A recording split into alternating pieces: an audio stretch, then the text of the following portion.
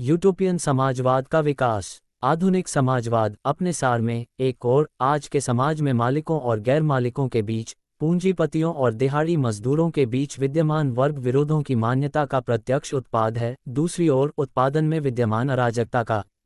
लेकिन अपने सैद्धांतिक रूप में आधुनिक समाजवाद मूल रूप से 18वीं शताब्दी के महान फ्रांसीसी दार्शनिकों द्वारा निर्धारित सिद्धांतों के अधिक तार्किक विस्तार के रूप में प्रकट होता है। हर नए सिद्धांत की तरह आधुनिक समाजवाद को सबसे पहले खुद को अपने हाथ में आने वाले बौद्धिक स्टॉक इन ट्रेड से जोड़ना था, भले ही इसकी जड़ें भौतिक आर्थिक तथ्यों में कितनी भी गहरी क्यों न हों। जिन महापुरुषों ने फ्रांस में लोगों के दिमाग को आगामी क्रांति के लिए तैयार किया, वे स्वयं चरम क्रांतिकारी थे। उन्होंने किसी भी प्रकार की किसी बाहरी सत्ता को मान्यता नहीं दी। धर्म, प्राकृतिक विज्ञान, समाज, राजनीतिक संस्थाएं, हर चीज को सबसे अधिक आलोचना का सामना करना पड़ा। हर चीज को तर्क की निर्णय पीठ के सामने अपने अस्तित्व को सही ठहराना होगा या अस्तित्व छोड़ देना होगा। कारण हर चीज का एकमात्र माप बन गया। ये वह समय था जब, जैसा कि हेगेल कहते हैं, दुनिया सिर के बल खड़ी थी।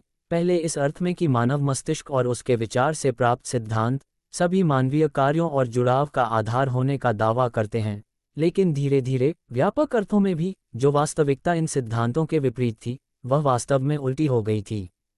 उस समय मौजूद समाज और सरकार के हर स्वरूप, हर पुरानी पारंपरिक धारणा को अतार्किक मानकर ठंडे बस्ते में डाल दिया गया था। दुनिया ने अब तक खुद को केवल पूर्वाग्रहों से संचालित होने दिया था। अतीत में हर चीज केवल दया और अवमानना की पात्र थी। अब पहली बार दिन का प्रकाश, तर्क का साम्राज्य प्रकट हुआ। अब से अंधविश्वास, अन्याय, विशेषाधिकार, उत्पीड़न को शाश्वत सत्य, शाश्वत अधिकार, प्रकृति पर आधारित समानता और मनुष्य के अपरिहार्य अधिकारों द्वारा प्रतिस्थापित किया जाना था।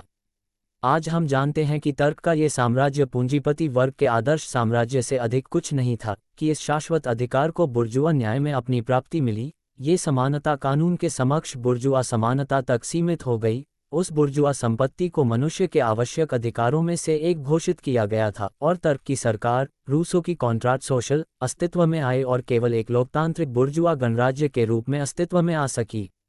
18वीं शताब्दी के महान विचारक अपने पूर्ववर्तियों से अधिक अपने युग द्वारा उन पर लगाई गई सीमाओं से आगे नहीं जा सके। लेकिन सामंती कुलीन वर्ग और बर्गर, जो शेष समाज का प्रतिनिधित्व करने का दावा करते थे, के विरोध के साथ साथ शोषकों और शोषितों, अमीर आलसी लोगों और गरीब श्रमिकों का सामान्य विरोध था। यही वह परिस्थिति थी जिसने पूंजीपति वर्ग के प्रतिनिधियों के लिए खुद को किसी एक विशेष वर्ग का नहीं, बल्कि पूरी पीड़ित मानवता का प्रतिनिधित्व करने के लिए आगे रखना संभव बना दिया। अभी और आगे अपनी उत्पत्ति से ही पूंजीपति वर्ग अपने विरोधाभास से ग्रस्त था। पूंजीपति वेतनभोगी श्रमिकों के बिना अस्तित्व में नहीं रह सकते, और उसी अनुपात में, जिस अनुपात में गिल्ड के मध्यकालीन बर्गर, गिल्ड के बाहर आधुनिक बुर्जुआ, गिल्ड ट्रैवलमैन और दिहाड़ी मजदूर के रूप में विकसित हुए, सर्वहारा के रूप में विकसित हुआ। और यद्यपि कुल मिलाकर पूंजीपति वर्ग कुलीन वर्ग के साथ अपने संघर्ष में एक ही समय में उस काल के विभिन्न श्रमिक वर्गों के हितों का प्रतिनिधित्व करने का दावा कर सकता था, फिर भी हर महान बुर्जुआ आंदोलन में उस वर्ग के स्वतंत्र विस्फोट हुए थे जो कमोबेश आधुनिक सर्वहारा वर्ग का अग्रदूत था। उदाहरण के लिए, जर्मन सुधार और किसान युद्ध के समय एनाबैप्टिस्ट और थॉमस मुंजर, महान अंग्रेजी क्रांति में लेवलर्स, महान फ्रांसीसी क्रांति में बेबेओफ। ये सैद्धांतिक प्रतिपादन थे जो उस वर्ग के इन क्रांतिकारी विद्रोहों के अनुरूप थे जो अभी तक विकसित नहीं हुए थे। 16वीं और 17वीं शताब्दी में आदर्श सामाजिक परिस्थितियों के यूटोपियन चित्र, 18वीं शताब्दी में वास्तविक कम्युनिज्म सिद्धांत मोरेली और माबली। समानता की मांग अब राजनीतिक अधिकारों तक सीमित नहीं रही, इसका विस्तार व्यक्तियों की सामाजिक स्थितियों तक भी किया गया। ये केवल वर्ग विशेषाधिकार नहीं थे जिन्हें समाप्त किया जाना था, बल्कि स्वयं वर्ग भेद भी थे। एक कम्युनिस्ट तपस्वी जीवन के सभी सुखों का खंडन करने वाला स्पार्टन नई शिक्षा का पहला रूप था। फिर 3 महान यूटोपियन आए, सेंट साइमन, जिनके लिए सर्वहारा के साथ साथ मध्यवर्गीय आंदोलन का अभी भी एक निश्चित महत्व था, फूरियर और ओवन, जिन्होंने उस देश में जहां पूंजीवादी उत्पादन सबसे अधिक विकसित था और इससे उत्पन्न विरोधों के प्रभाव में वर्ग भेद को हटाने के लिए व्यवस्थित रूप से और सीधे फ्रांसीसी भौतिकवाद के संबंध में अपने प्रस्तावों पर काम किया। तीनों में एक बात समान है, उनमें से कोई भी उस सर्वहारा वर्ग के हितों के प्रतिनिधि के रूप में प्रकट नहीं होता है जो इस बीच ऐतिहासिक विकास ने उत्पन्न किया था। फ्रांसीसी दार्शनिकों की तरह वे शुरुआत में किसी विशेष वर्ग को मुक्ति दिलाने का दावा नहीं करते, बल्कि एक ही बार में पूरी मानवता को मुक्ति दिलाने का दावा करते हैं। उनकी तरह वे तर्क और शाश्वत न्याय का साम्राज्य लाना चाहते हैं, लेकिन ये साम्राज्य, जैसा कि वे देखते हैं, फ्रांसीसी दार्शनिकों के साम्राज्य से पृथ्वी से स्वर्ग जितना दूर है। क्योंकि हमारे 3 समाज सुधारकों के लिए इन दार्शनिकों के सिद्धांतों पर आधारित बुर्जुआ दुनिया काफ़ी हद तक तर्कहीन और अन्यायपूर्ण है, और इसलिए सामंतवाद और इसके सभी प्रारंभिक चरणों की तरह ही आसानी से धूल के गड्ढे में अपना रास्ता खोज लेती है। समाज, यदि शुद्ध तर्क और न्याय ने अब तक दुनिया पर शासन नहीं किया है, तो ऐसा केवल इसलिए हुआ है क्योंकि लोगों ने उन्हें ठीक से नहीं समझा है। जो वांछित था वह एक प्रतिभाशाली व्यक्ति था, जो अब जाग चुका है और जो सत्य को समझता है। वह अब उठ खड़ा हुआ है कि सत्य अब स्पष्ट रूप से समझ में आ गया है। यह कोई अपरिहार्य घटना नहीं है, ऐतिहासिक विकास की श्रृंखलाओं में आवश्यकता का अनुसरण नहीं है, बल्कि मात्र एक सुखद दुर्घटना है। वह शायद 500 साल पहले भी पैदा हुआ होगा, और तब उसने मानवता को 500 साल की त्रुटि, संघर्ष और पीड़ा से बचाया होगा। हमने देखा कि कैसे 18वीं शताब्दी के फ्रांसीसी दार्शनिकों, क्रांति के अग्रदूतों ने जो कुछ भी है, उसके एकमात्र न्यायाधीश के रूप में तर्क की अपील की। एक तर्कसंगत सरकार, तर्कसंगत समाज की स्थापना की जानी थी। वह सब कुछ जो शाश्वत कारण के विपरीत था, उसे बिना किसी पश्चाताप के खत्म कर दिया जाना था। हमने ये भी देखा कि यह शाश्वत कारण वास्तव में 18वीं शताब्दी के नागरिक की आदर्श समझ के अलावा और कुछ नहीं था, जो तब बुर्जुआ में विकसित हो रहा था। फ्रांसीसी क्रांति ने इस तर्कसंगत समाज और सरकार को महसूस किया था। लेकिन चीज़ों का नया क्रम पहले की स्थितियों की तुलना में काफ़ी तर्कसंगत था, किसी भी तरह से बिल्कुल तर्कसंगत नहीं निकला। तर्क पर आधारित राज्य पूरी तरह ध्वस्त हो गया। रूसो के कॉन्ट्रैक्ट सोशल को अपना एहसास आतंक के शासनकाल में मिला था, जिससे पूंजीपति वर्ग, जिन्होंने अपनी राजनीतिक क्षमता में विश्वास खो दिया था, ने पहले निदेशालय के भ्रष्टाचार में शरण ली थी, और अंत में नेपोलियन की निरंकुशता के तहत शरण ली थी। वादा किया गया शाश्वत शांति विजय के अंतहीन युद्ध में बदल गया था। तर्क पर आधारित समाज ने कोई बेहतर प्रदर्शन नहीं किया। अमीर और गरीब के बीच का विरोध, सामान्य समृद्धि में घुलने के बजाय गिल्ड और अन्य विशेषाधिकारों को हटाने के कारण तीव्र हो गया था, जिसने कुछ हद तक इसे पाट दिया था, और चर्च की धर्मार्थ संस्थाओं को हटा दिया गया था। सामंती बेड़ियों से संपत्ति की आज़ादी, जो अब सचमुच पूरी हो चुकी है, छोटे पूंजीपतियों और छोटे मालिकों के लिए, बड़े पूंजीपतियों और जमींदारों की अत्यधिक स्वामित्व की प्रतिस्पर्धा के तहत कुचली गई अपनी छोटी संपत्ति को इन महान लोगों को बेचने की आज़ादी बन गई। स्वामी, और इस प्रकार जहां तक छोटे पूंजीपतियों और किसान मालिकों का सवाल था, संपत्ति से मुक्ति हो गई। पूंजीवादी आधार पर उद्योग के विकास ने मेहनतकश जनता की गरीबी और दुर्दशा को समाज के अस्तित्व की स्थिति बना दिया। कार्लाइल के वाक्यांश में नकद भुगतान अधिक से अधिक हो गया। Thomas Carlyle, past and present, London 1843 देखें, जो मनुष्य और मनुष्य के बीच एकमात्र संबंध है। साल दर साल अपराधों की संख्या बढ़ती गई। पहले सामंती कुरीतियां खुलेआम दिन के उजाले में घूमती थीं, हालांकि उनका उन्मूलन नहीं हुआ था, फिर भी वे अब किसी भी दर पर पृष्ठभूमि में धकेल दिए गए थे। उनके स्थान पर बुर्जुआ कुरीतियां, जो अब तक गुप्त रूप से प्रचलित थीं, और अधिक विलासितापूर्वक फलने फूलने लगीं। व्यापार अधिकाधिक हद तक धोखाधड़ी बन गया। क्रांतिकारी आदर्श वाक्य की बिरादरी प्रतिस्पर्धा की लड़ाई की चालाकी और प्रतिद्वंद्विता में महसूस की गई थी। बल द्वारा उत्पीड़न का स्थान भ्रष्टाचार ने ले लिया। तलवार, पहले सामाजिक लीवर के रूप में, सोने द्वारा। पहली रात का अधिकार सामंती प्रभुओं से बुर्जुआ निर्माताओं को हस्तांतरित कर दिया गया। वेश्यावृत्ति इतनी बढ़ गई, जिसके बारे में कभी नहीं सुना था। विवाह स्वयं, पहले की तरह, कानूनी रूप से मान्यता प्राप्त रूप, वेश्यावृत्ति का आधिकारिक आवरण बना रहा, और इसके अलावा व्यभिचार की समृद्ध फसल द्वारा पूरक था। एक शब्द में, दार्शनिकों के शानदार वादों की तुलना में तर्क की विजय से जन्मी सामाजिक और राजनीतिक संस्थाएं बेहद निराशाजनक थीं। बस यही चाह रही थी कि पुरुष ही इस निराशा को सामने लाएं, और वे सदी के अंत के साथ ही आ गए। 1802 में सेंट साइमन के जिनेवा पत्र प्रकाशित हुए। 1808 में फूरियर का पहला काम सामने आया। हालांकि उनके सिद्धांत की नींव 1799 में पड़ी। 1 जनवरी 1800 को रॉबर्ट ओवन ने न्यू लनार्क का निर्देशन संभाला। हालांकि इस समय उत्पादन की पूंजीवादी पद्धति और इसके साथ पूंजीपति वर्ग और सर्वहारा वर्ग के बीच विरोध अभी भी बहुत अधूरा विकसित था। आधुनिक उद्योग, जो अभी इंग्लैंड में उत्पन्न हुआ था, फ्रांस में अभी भी अज्ञात था। लेकिन आधुनिक उद्योग विकसित होता है, एक और ऐसे संघर्ष जो उत्पादन के तरीके में क्रांति को बिल्कुल आवश्यक बनाते हैं और इसके पूंजीवादी चरित्र को दूर करते हैं। न केवल इससे उत्पन्न वर्गों के बीच, बल्कि उत्पादक शक्तियों के बीच भी संघर्ष होता है और इसके द्वारा निर्मित विनिमय के रूप। और दूसरी ओर इन्हीं विशाल उत्पादक शक्तियों में इन संघर्षों को समाप्त करने के साधन विकसित करता है। इसलिए यदि 1800 के आसपास नई सामाजिक व्यवस्था से उत्पन्न होने वाले संघर्ष अभी आकार लेना शुरू ही कर रहे थे, तो यह उन्हें समाप्त करने के साधनों के बारे में और भी पूरी तरह से लागू होता है। आतंक के शासनकाल के दौरान पेरिस की कुछ भी नहीं जनता एक पल के लिए प्रभुत्व हासिल करने में सक्षम थी और इस तरह स्वयं पूंजीपति वर्ग के बावजूद बुर्जुआ क्रांति को जीत की ओर ले गई। लेकिन ऐसा करने में उन्होंने केवल ये साबित किया कि तत्कालीन परिस्थितियों में उनका प्रभुत्व कायम रहना कितना असंभव था। सर्वहारा वर्ग, जिसने तब पहली बार खुद को इन कुछ भी नहीं जनता से एक नए वर्ग के केंद्र के रूप में विकसित किया, जो अभी भी स्वतंत्र राजनीतिक कार्रवाई में काफी असमर्थ था, एक पीड़ित आदेश के रूप में सामने आया, जिसे अपनी असमर्थता में स्वयं की सहायता के लिए सहायता अधिक से अधिक बाहर से या ऊपर से नीचे लाई जा सकती है। यह ऐतिहासिक स्थिति समाजवाद के संस्थापकों पर भी हावी थी। पूंजीवादी उत्पादन की अपरिष्कृत स्थितियों और अपरिष्कृत वर्ग स्थितियों के अनुरूप अपरिष्कृत सिद्धांत हैं। सामाजिक समस्याओं का समाधान, जो अभी तक अविकसित आर्थिक परिस्थितियों में छिपा हुआ था, यूटोपियनों ने मानव मस्तिष्क से विकसित करने का प्रयास किया। समाज ने गलतियों के अलावा कुछ भी प्रस्तुत नहीं किया, इन्हें हटाना तर्क का कार्य था। तब यह आवश्यक था कि सामाजिक व्यवस्था की एक नई और अधिक परिपूर्ण प्रणाली की खोज की जाए और इसे बाहर से प्रचार के माध्यम से और जहां भी संभव हो मॉडल प्रयोगों के उदाहरण से समाज पर लागू किया जाए। इन नई सामाजिक प्रणालियों को यूटोपियन के रूप में पूर्व निर्धारित किया गया था। जितना अधिक पूरी तरह से उन पर विस्तार से काम किया गया, उतना ही अधिक वे शुद्ध कल्पनाओं में बहने से बच नहीं सके। एक बार ये तथ्य स्थापित हो जाने के बाद हमें प्रश्न के इस पक्ष पर एक पल भी अधिक ध्यान देने की आवश्यकता नहीं है, जो अब पूरी तरह से अतीत से संबंधित है।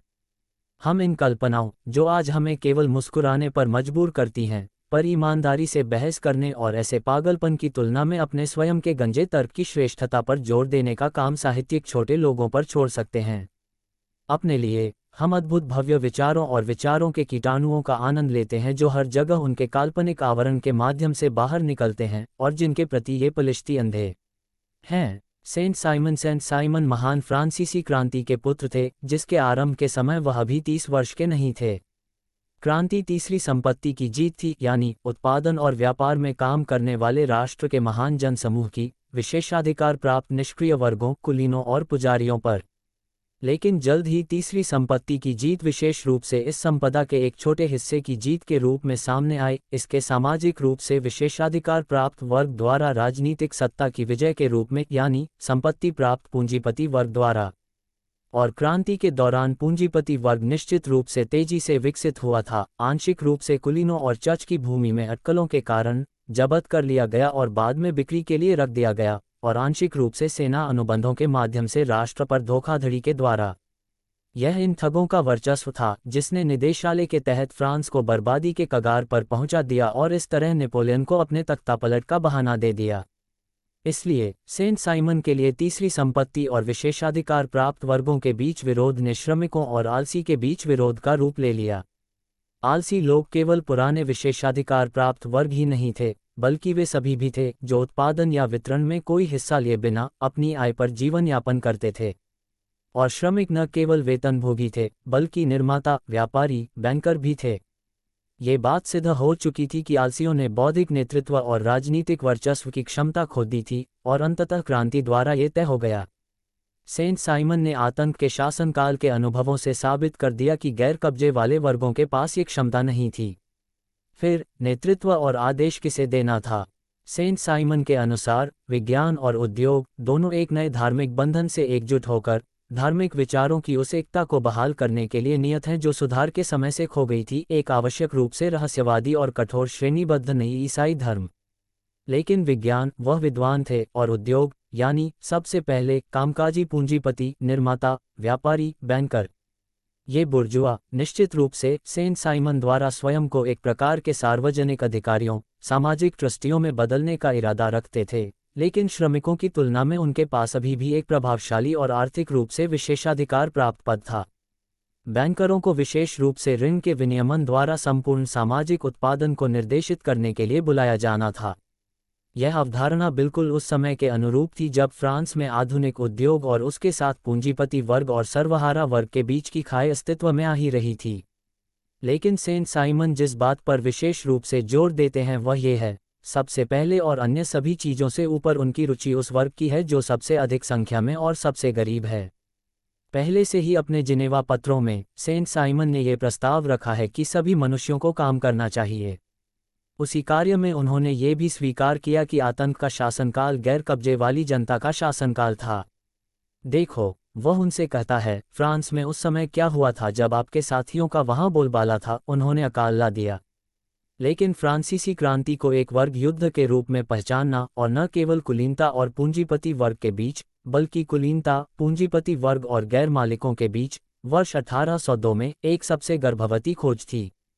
1816 में उन्होंने घोषणा की कि राजनीति उत्पादन का विज्ञान है और अर्थशास्त्र द्वारा राजनीति के पूर्ण अवशोषण की भविष्यवाणी की।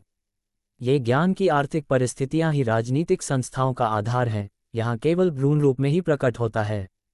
फिर भी यहाँ जो पहले से ही बहुत स्पष्ट रूप से व्यक्त किया गया है वह भविष्य में मनुष्यों पर राजनीतिक शासन को चीज़ों के प्रशासन और उत्पादन की प्रक्रियाओं की दिशा में बदलने का विचार है, यानी राज्य का उन्मूलन, जिसके बारे में हाल ही में चर्चा हुई है, बहुत शोर मचा हुआ है। सेंट साइमन अपने समकालीनों पर वही श्रेष्ठता दिखाते हैं जब 1814 में पेरिस में सहयोगियों के प्रवेश के तुरंत बाद और फिर 1815 में 100 दिनों के युद्ध के दौरान उन्होंने फ्रांस और इंग्लैंड के गठबंधन की घोषणा की, और फिर दोनों के इन देशों में जर्मनी यूरोप के समृद्ध विकास और शांति की एकमात्र गारंटी है। 1815 में फ्रांसीसियों को वॉटरलू के विजेताओं के साथ गठबंधन का उपदेश देने के लिए ऐतिहासिक दूरदर्शिता के साथ साथ उतने ही साहस की आवश्यकता थी। फूरियर दी सेंट साइमन में हमें व्यापक दृष्टिकोण मिलता है जिसके आधार पर बाद के समाजवादियों के लगभग सभी विचार जो पूरी तरह से आर्थिक नहीं हैं, उनमें भ्रूण में पाए जाते हैं, तो हम फूरियर में समाज की मौजूदा स्थितियों की आलोचना पाते हैं, वास्तव में फ्रेंच और मजाकिया, लेकिन उस हिसाब से कम गहन नहीं। फूरियर ने पूंजीपति वर्ग क्रांति से पहले उनके प्रेरित पैगंबरों और उसके बाद उनके इच्छुक स्तुतियों को उन्हीं के शब्दों में लिया। वह बुर्जुआ दुनिया की भौतिक और नैतिक दुर्दशा को निर्ममतापूर्वक उजागर करता है। वह इसका सामना पहले के दार्शनिकों के एक ऐसे समाज के चमकदार वादों से करते हैं जिसमें केवल तर्क का शासन होना चाहिए, एक ऐसी सभ्यता की जिसमें खुशी सार्वभौमिक होनी चाहिए, एक असीमित मानवीय पूर्णता होनी चाहिए, और अपने समय के बुर्जुआ विचारकों की गुलाबी रंग की वाक्यांश विज्ञान के साथ। वह बताते हैं कि कैसे हर जगह सबसे दयनीय वास्तविकता सबसे उच्च ध्वनि वाले वाक्यांशों से मेल खाती है, और वह वाक्यांशों की इस निराशाजनक असफलता को अपने तीखे व्यंग्य से दबा देते हैं। फूरियर न केवल एक आलोचक हैं, उनका अविचल शांत स्वभाव उन्हें एक व्यंग्यकार बनाता है, और निश्चित रूप से सभी समय के महानतम व्यंग्यकारों में से एक है। वह समान शक्ति और आकर्षण के साथ क्रांति के पतन पर पनपने वाली धोखाधड़ी की अटकलों और उस समय फ्रांसीसी वाणिज्य में प्रचलित दुकानदारी की भावना और उसकी विशेषता का चित्रण करता है। लिंगों के बीच संबंधों के बुर्जुआ स्वरूप और बुर्जुआ समाज में महिला की स्थिति की उनकी आलोचना और भी अधिक उत्कृष्ट है। वह ये घोषणा करने वाले पहले व्यक्ति थे कि किसी भी समाज में महिला की मुक्ति की डिग्री सामान्य मुक्ति का प्राकृतिक माप है। लेकिन फूरियर समाज के इतिहास की अपनी अवधारणा में सबसे महान हैं। वह इसके पूरे पाठ्यक्रम को अब तक विकास के 4 चरणों में विभाजित करता है: बर्बरता, पितृसत्ता, सभ्यता। यह अंतिम आज के तथाकथित नागरिक या बुर्जुआ समाज के समान है, अर्थात 16वीं शताब्दी के साथ आई सामाजिक व्यवस्था के साथ। वह साबित करते हैं कि सभ्य मंच बर्बरता द्वारा प्रचलित हर बुराई को सरल तरीके से अस्तित्व में लाता है। जटिल, अस्पष्ट, गोलमोल, पाखंडी की सभ्यता एक दुष्चक्र में चलती है। विरोधाभासों में जो वह लगातार बिना अस्तित्व के पुनरुत्पादन करती है उन्हें हल करने में सक्षम, इसलिए ये लगातार उस चीज़ के बिल्कुल विपरीत पहुंचता है जिसे वह प्राप्त करना चाहता है या प्राप्त करने की इच्छा का दिखावा करता है, ताकि उदाहरण के लिए सभ्यता के तहत गरीबी स्वयं अतिशयता से पैदा होती है। जैसा कि हम देखते हैं, फूरियर अपने समकालीन हेगेल की तरह ही द्वंद्वात्मक पद्धति का उसी उत्कृष्ट तरीके से उपयोग करता है।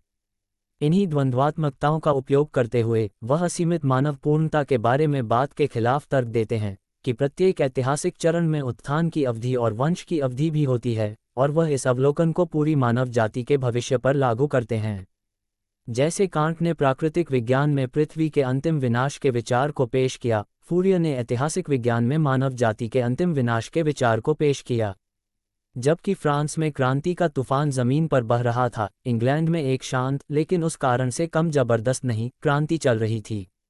भाप और नई उपकरण बनाने वाली मशीनरी विनिर्माण को आधुनिक उद्योग में बदल रही थी और इस तरह बुर्जुआ समाज की पूरी नींव में क्रांति ला रही थी। विनिर्माण काल के विकास की धीमी गति उत्पादन के एक वास्तविक तूफान और तनाव के दौर में बदल गई।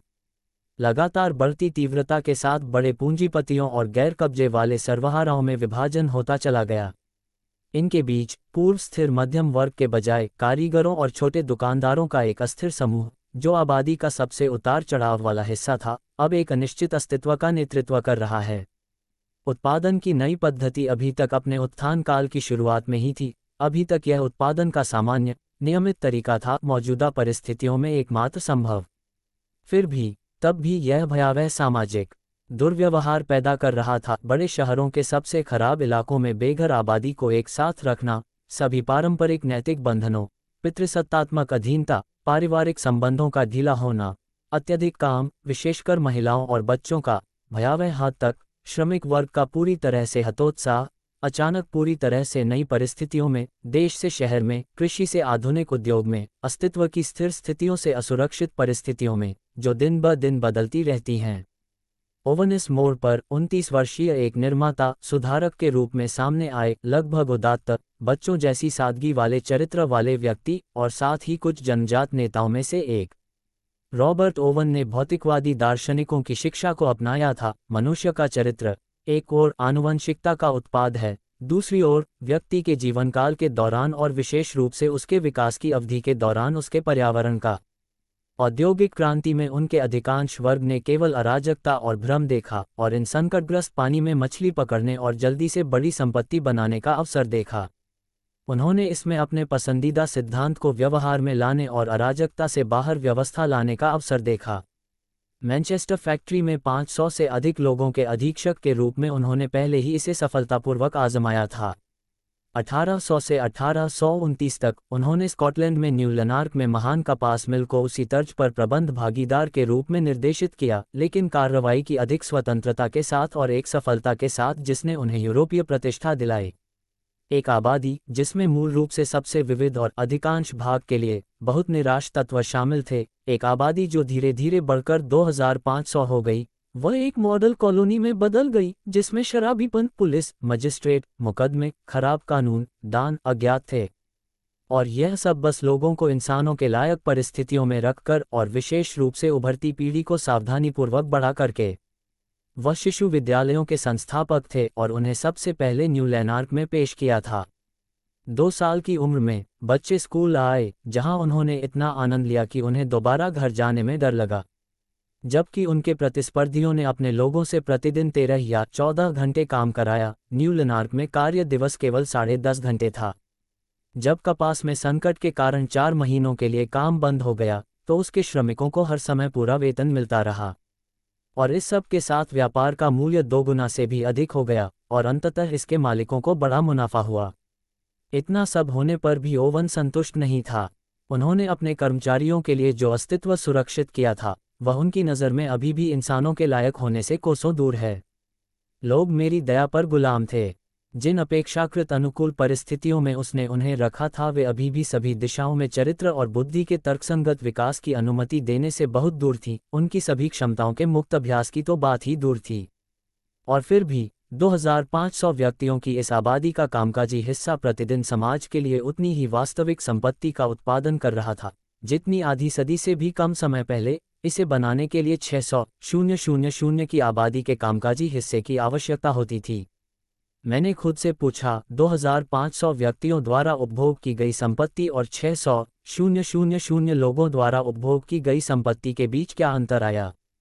उत्तर स्पष्ट था। इसका उपयोग प्रतिष्ठान के मालिकों को उनके द्वारा लगाई गई पूंजी पर 5% का भुगतान करने के लिए किया गया था, साथ ही 3 लाख पाउंड से अधिक का स्पष्ट लाभ भी दिया गया था। और जो न्यू लनार्क के लिए था, वह इंग्लैंड की सभी फैक्ट्रियों के लिए और भी अधिक हद तक लागू था। अगर यह नई संपत्ति मशीनरी द्वारा नहीं बनाई गई होती, जैसा कि इसे अपूर्ण तरीके से लागू किया गया है, तो नेपोलियन के विरोध में और समाज के कुलीन सिद्धांतों का समर्थन करने के लिए यूरोप के युद्धों को कायम नहीं रखा जा सकता था। और फिर भी यह नई शक्ति श्रमिक वर्गों की रचना थी। इसलिए इस नई शक्ति का फल उन्हीं का था। नवनिर्मित विशाल उत्पादक ताकतें, जिनका उपयोग अब तक केवल व्यक्तियों को समृद्ध करने और जनता को गुलाम बनाने के लिए किया जाता था, ने ओवन को समाज के पुनर्निर्माण के लिए नींव की पेशकश की। वे सभी की सामान्य संपत्ति के रूप में सभी की सामान्य भलाई के लिए काम करने के लिए नियत थे। ओवन का कम्युनिज्म पूरी तरह से व्यावसायिक आधार पर आधारित था। ऐसा कहा जा सकता है कि यह वाणिज्यिक गणना का परिणाम था। कुल मिलाकर इसने इस व्यवहारिक चरित्र को बनाए रखा। इस प्रकार 1823 में ओवन ने आयरलैंड में कम्युनिस्ट उपनिवेशों द्वारा संकट से राहत का प्रस्ताव रखा और उन्हें स्थापित करने की लागत, वार्षिक व्यय और संभावित राजस्व का पूरा अनुमान लगाया। और भविष्य के लिए उनकी निश्चित योजना में विवरण के तकनीकी कामकाज को ऐसे व्यवहारिक ज्ञान के साथ प्रबंधित किया जाता है, जमीनी योजना, सामने और किनारे और विहंगम दृश्य सभी शामिल हैं, कि सामाजिक सुधार की ओवन पद्धति एक बार स्वीकार कर ली जाए, वहां से है व्यवहारिक दृष्टिकोण से विवरण की वास्तविक व्यवस्था के विरुद्ध कुछ भी नहीं कहा जा सकता। कम्युनिज्म की दिशा में उनका आगे बढ़ना ओवन के जीवन का निर्णायक मोड़ था। जब तक वह केवल एक परोपकारी व्यक्ति था, उसे धन, प्रशंसा, सम्मान और महिमा के अलावा कुछ भी नहीं मिला। वह यूरोप में सबसे लोकप्रिय व्यक्ति थे। न केवल उनके अपने वर्ग के लोग, बल्कि राजनेता और राजकुमार भी उनकी बात अनुमोदनपूर्वक सुनते थे। लेकिन जब वह अपने कम्युनिस्ट सिद्धांतों के साथ सामने आए तो ये बिल्कुल अलग बात थी। 3 बड़ी बाधाएं उन्हें विशेष रूप से सामाजिक सुधार के मार्ग को अवरुद्ध करने वाली लगीं: निजी संपत्ति, धर्म, विवाह का वर्तमान स्वरूप। वह जानता था कि अगर उसने इन पर हमला किया तो उसे क्या सामना करना पड़ेगा: गैरकानूनी कृत्य, आधिकारिक समाज से बहिष्कार, उसकी पूरी सामाजिक स्थिति का नुकसान। लेकिन इनमें से किसी ने भी उसे परिणामों के डर के बिना उन पर हमला करने से नहीं रोका, और वही हुआ जो उसने सोचा था। प्रेस में उनके खिलाफ चुप्पी की साजिश के साथ आधिकारिक समाज से निष्कासित कर दिया गया। अमेरिका में उनके असफल कम्युनिस्ट प्रयोगों से बर्बाद हो गए, जिसमें उन्होंने अपना सारा भाग्य बलिदान कर दिया। वह सीधे मजदूर वर्ग की ओर मुड़ गए और 30 वर्षों तक उनके बीच काम करते रहे। प्रत्येक सामाजिक आंदोलन, श्रमिकों की ओर से इंग्लैंड में प्रत्येक वास्तविक प्रगति स्वयं को रॉबर्ट ओवन के नाम से जोड़ती है। 5 साल की लड़ाई के बाद उन्होंने 1819 में कारखानों में महिलाओं और बच्चों के श्रम के घंटों को सीमित करने वाला पहला कानून लागू किया। वह पहली कांग्रेस के अध्यक्ष थे जिसमें इंग्लैंड के सभी ट्रेड यूनियन एक महान व्यापार संघ में एकजुट हुए। उन्होंने समाज के पूर्ण कम्युनिस्ट संगठन में संक्रमणकालीन उपायों के रूप में एक और खुदरा व्यापार और उत्पादन के लिए सहकारी समितियों की शुरुआत की। उस समय से कम इसने व्यावहारिक प्रमाण दिया है कि व्यापारी और निर्माता सामाजिक रूप से काफी अनावश्यक हैं। दूसरी ओर, उन्होंने श्रम नोटों के माध्यम से श्रम के उत्पादों के आदान प्रदान के लिए श्रम बाजारों की शुरुआत की, जिनकी इकाई काम का 1 घंटा थी। संस्थाएं आवश्यक रूप से विफलता के लिए अभिशप्त थीं, लेकिन क्रूदों के विनिमय बैंक का पूरी तरह से बाद की अवधि में होने का अनुमान था, और इससे पूरी तरह से अलग ये था कि इसने सभी सामाजिक बुराइयों के लिए रामबाण होने का दावा नहीं किया था, बल्कि यह बहुत अधिक क्रांतिकारी क्रांति की दिशा में केवल पहला कदम था। समाज की यूटोपियाई लोगों की विचारधारा ने लंबे समय तक 19वीं सदी के समाजवादी विचारों को नियंत्रित किया है और अभी भी उनमें से कुछ को नियंत्रित करती है। हाल तक सभी फ्रांसीसी और अंग्रेजी समाजवादियों ने इसे श्रद्धांजलि दी। वेगलिंग सहित पूर्ववर्ती जर्मन कम्युनिज्म भी इसी विचारधारा का था। इन सभी के लिए समाजवाद पूर्ण सत्य, तर्क और न्याय की अभिव्यक्ति है, और इसकी खोज केवल अपनी शक्ति के आधार पर पूरी दुनिया को जीतने के लिए की गई है। और चूंकि पूर्ण सत्य समय, स्थान और मनुष्य के ऐतिहासिक विकास से स्वतंत्र है, यह एकमात्र दुर्घटना है कि इसे कब और कहाँ खोजा जाता है। इन सब के साथ प्रत्येक अलग अलग स्कूल के संस्थापक के साथ पूर्ण सत्य, कारण और न्याय अलग अलग हैं। और चूंकि प्रत्येक व्यक्ति का विशेष प्रकार का पूर्ण सत्य, कारण और न्याय फिर से उसकी व्यक्तिपरक समझ, उसके अस्तित्व की स्थितियों, उसके ज्ञान के माप और उसके बौद्धिक प्रशिक्षण से निर्धारित होता है, पूर्ण सत्य के इस संघर्ष में इसके अलावा कोई अन्य अंत संभव नहीं है कि वे एक दूसरे से परस्पर अनन्य होंगे। इसलिए इससे एक प्रकार के उदार औसत समाजवाद के अलावा कुछ भी नहीं आ सकता है, जो वास्तव में वर्तमान समय तक फ्रांस और इंग्लैंड के अधिकांश समाजवादी कार्यकर्ताओं के दिमाग पर हावी है। इसलिए राय के सबसे विविध रंगों की एक गड़बड़ अनुमति, विभिन्न संप्रदायों के संस्थापकों द्वारा ऐसे महत्वपूर्ण बयानों, आर्थिक सिद्धांतों, भविष्य के समाज की तस्वीरों का एक मिश्रण, जो न्यूनतम विरोध को उत्तेजित करता है। एक मिशमैश जो जितना अधिक आसानी से बनाया जाता है, व्यक्तिगत घटकों के अधिक निश्चित तेज किनारों को बहस की धारा में रगड़ दिया जाता है, जैसे कि एक नाले में गोल कंकड़। समाजवाद का विज्ञान बनाने के लिए सबसे पहले इसे वास्तविक आधार पर रखना होगा। द्वंद्ववाद। इस बीच 18वीं शताब्दी के फ्रांसीसी दर्शन के साथ और उसके बाद नए जर्मन दर्शन का उदय हुआ, जिसकी परिणति हेगेल में हुई। इसकी सबसे बड़ी योग्यता द्वंद्वात्मकता को फिर से तर्क के उच्चतम रूप के रूप में अपनाना था।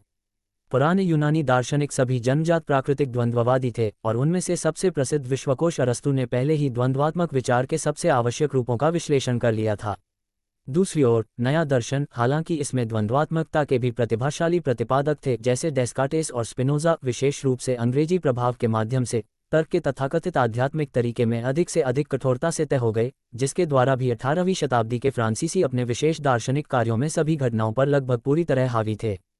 प्रतिबंधित अर्थों में दर्शन शास्त्र के बाहर फ्रांसीसी ने फिर भी द्वंद्वात्मकता की उत्कृष्ट कृतियों का निर्माण किया। हमें केवल डिडेरॉट के लिए नेवू दे रम्यू और रूसो के डिस्कोर्स सुर ल ओरिजिन इट लेस फॉन्डेमेंट्स डे ल इनेगालाइट परमी लेस होम्स को याद करने की जरूरत है। हम यहाँ संक्षेप में विचार की इन दो पद्धतियों का आवश्यक चरित्र प्रस्तुत कर रहे हैं। जब हम बड़े पैमाने पर प्रकृति या मानव जाति के इतिहास या अपनी बौद्धिक गतिविधि पर विचार करते हैं, तो सबसे पहले हम संबंधों और प्रतिक्रियाओं, क्रम परिवर्तन और संयोजनों के एक अंतहीन उलझाव की तस्वीर देखते हैं, जिसमें कुछ भी नहीं, क्या, कहाँ और जैसा रहता है। ये था, लेकिन हर चीज़ चलती है, बदलती है, अस्तित्व में आती है और खत्म हो जाती है। इसलिए हम सबसे पहले तस्वीर को समग्र रूप में देखते हैं। इसके अलग अलग हिस्से अभी भी कमोबेश पृष्ठभूमि में रखे गए हैं। हम गति, परिवर्तन, कनेक्शन का निरीक्षण करते हैं, न कि उन चीज़ों का जो गतिमान, संयोजित और जुड़ी हुई हैं। दुनिया की यह आदिम, भोली लेकिन आंतरिक रूप से सही अवधारणा प्राचीन यूनानी दर्शन की है, और इसे सबसे पहले हेराक्लीट्स द्वारा स्पष्ट रूप से तैयार किया गया था। सब कुछ है और नहीं है, क्योंकि सब कुछ तरल है, लगातार बदल रहा है, लगातार अस्तित्व में आ रहा है और नष्ट हो रहा है।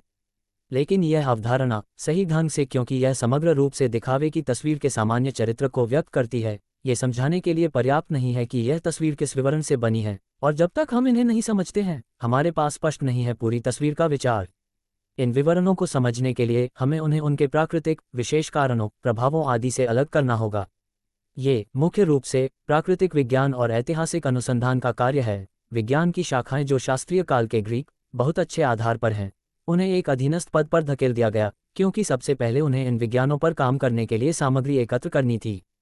वर्गों, आदेशों और प्रजातियों में कोई भी महत्वपूर्ण विश्लेषण, तुलना और व्यवस्था करने से पहले एक निश्चित मात्रा में प्राकृतिक और ऐतिहासिक सामग्री एकत्र की जानी चाहिए। इसलिए सटीक प्राकृतिक विज्ञान की नींव सबसे पहले अलेक्जेंड्रियन काल के यूनानियों द्वारा बनाई गई थी, और बाद में मध्य युग में अरबों द्वारा। वास्तविक प्राकृतिक विज्ञान 15वीं शताब्दी के उत्तरार्ध का है, और उसके बाद से ये लगातार बढ़ती तीव्रता के साथ आगे बढ़ा। प्रकृति का उसके अलग अलग हिस्सों में विश्लेषण, विभिन्न प्राकृतिक प्रक्रियाओं और वस्तुओं को निश्चित वर्गों में समूहित करना, संगठित निकायों की आंतरिक शारीरिक रचना का उनके विविध रूपों में अध्ययन, ये प्रकृति के बारे में हमारे ज्ञान में विशाल प्रगति की मूलभूत स्थितियां थीं, जो पिछले 400 वर्षों के दौरान बनाए गए हैं।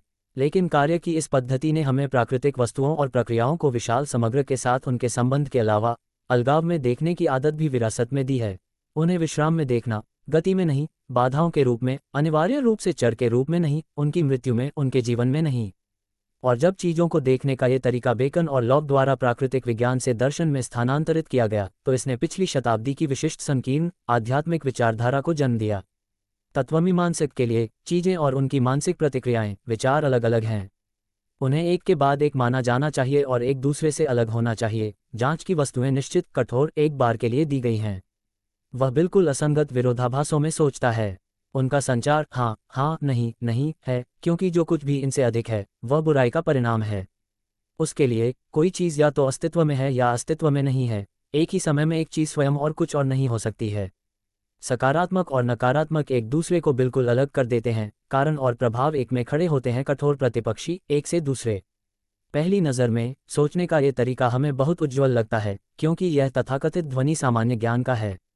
वह केवल समझदार, सम्मानित व्यक्ति है। अपनी चार दीवारों के घरेलू दायरे में उसके पास बहुत ही अद्भुत साहसिक कार्य हैं। सीधे वह अनुसंधान की विस्तृत दुनिया में प्रवेश करता है और विचार का आध्यात्मिक तरीका उचित और आवश्यक है, क्योंकि यह कई डोमेन में है जिसकी सीमा जांच की विशेष वस्तु की प्रकृति के अनुसार भिन्न होती है। जल्दी या बाद में एक सीमा तक पहुंच जाती है जिसके आगे यह एक तरफा, प्रतिबंधित, अमूर्त हो जाती है, अघुलनशील विरोधाभासों में खोया हुआ। व्यक्तिगत चीज़ों के चिंतन में वह उनके बीच के संबंध को भूल जाता है। अपने अस्तित्व के चिंतन में वह उस अस्तित्व के आरंभ और अंत को भूल जाता है। उनके विश्राम के कारण यह उनकी गति को भूल जाता है। ये पेड़ों के लिए जंगल नहीं देख सकता। रोजमर्रा के उद्देश्यों के लिए हम जानते हैं और कह सकते हैं, उदाहरण के लिए कोई जानवर जीवित है या नहीं। लेकिन करीब से जांच करने पर हम पाते हैं कि यह कई मामलों में एक बहुत ही जटिल प्रश्न है, जैसा कि न्यायविद अच्छी तरह से जानते हैं। उन्होंने अपने दिमाग पर व्यर्थ ही उस तर्कसंगत सीमा की खोज की है जिसके परे माँ के गर्भ में बच्चे की हत्या है।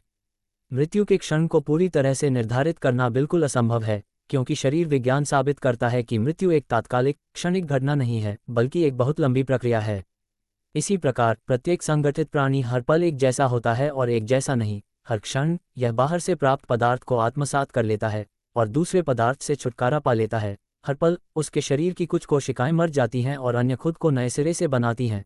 अधिक या कम समय में उसके शरीर का पदार्थ पूरी तरह से नवीनीकृत हो जाता है और पदार्थ के अन्य अणुओं द्वारा प्रतिस्थापित हो जाता है, जिससे प्रत्येक संगठित प्राणी हमेशा स्वयं ही होता है और फिर भी स्वयं के अलावा कुछ और होता है।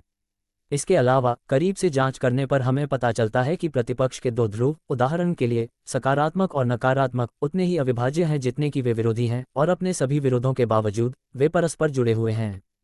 और इसी प्रकार हम पाते हैं कि कारण और प्रभाव ऐसी अवधारणाएं हैं जो केवल व्यक्तिगत मामलों में ही लागू होती हैं, लेकिन जैसे ही हम समग्र रूप से ब्रह्मांड के साथ उनके सामान्य संबंध में व्यक्तिगत मामलों पर विचार करते हैं, वे एक दूसरे में आ जाते हैं। और जब हम उस सार्वभौमिक क्रिया और प्रतिक्रिया पर विचार करते हैं जिसमें कारण और प्रभाव लगातार स्थान बदलते रहते हैं, तो वे भ्रमित हो जाते हैं।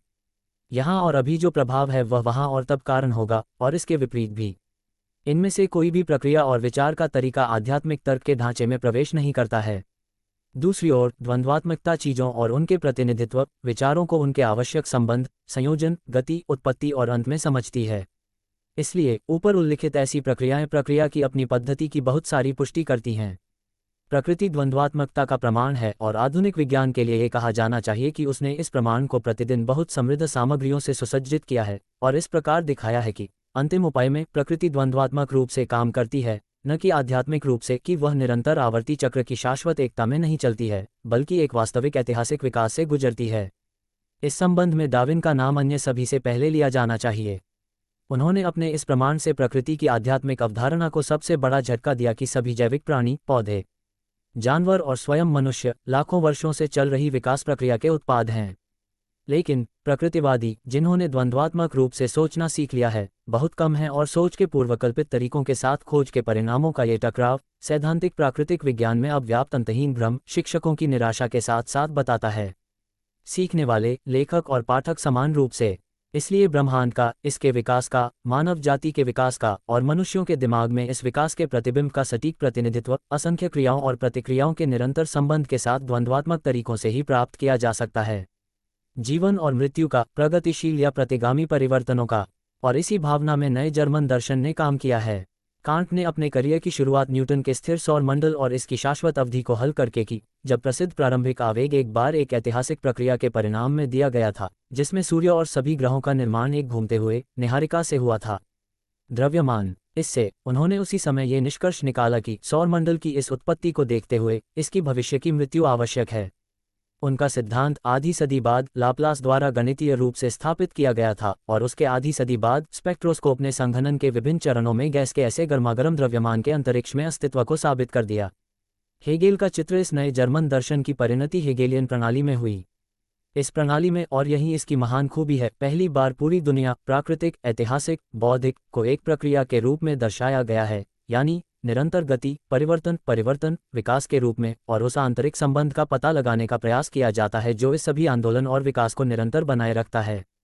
इस दृष्टिकोण से मानव जाति का इतिहास अब हिंसा के मूर्खतापूर्ण कार्यों के एक जंगली बवंडर के रूप में सामने नहीं आया। परिपक्व दार्शनिक तर्क के न्याय आसन पर सभी समान रूप से निंदनीय हैं और जिन्हें जितनी जल्दी हो सके भुला दिया जाना चाहिए, बल्कि विकास की प्रक्रिया के रूप में।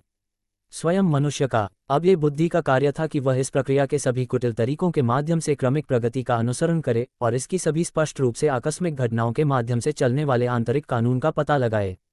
ये बात यहाँ अप्रासंगिक है कि हेगेलियन प्रणाली ने अपने द्वारा प्रतिपादित समस्या का समाधान नहीं किया। इसकी युगप्रवर्तक खूबी ये थी कि इसने समस्या को प्रतिपादित किया। ये समस्या ऐसी है जिसे कोई भी अकेला व्यक्ति कभी भी हल नहीं कर पाएगा।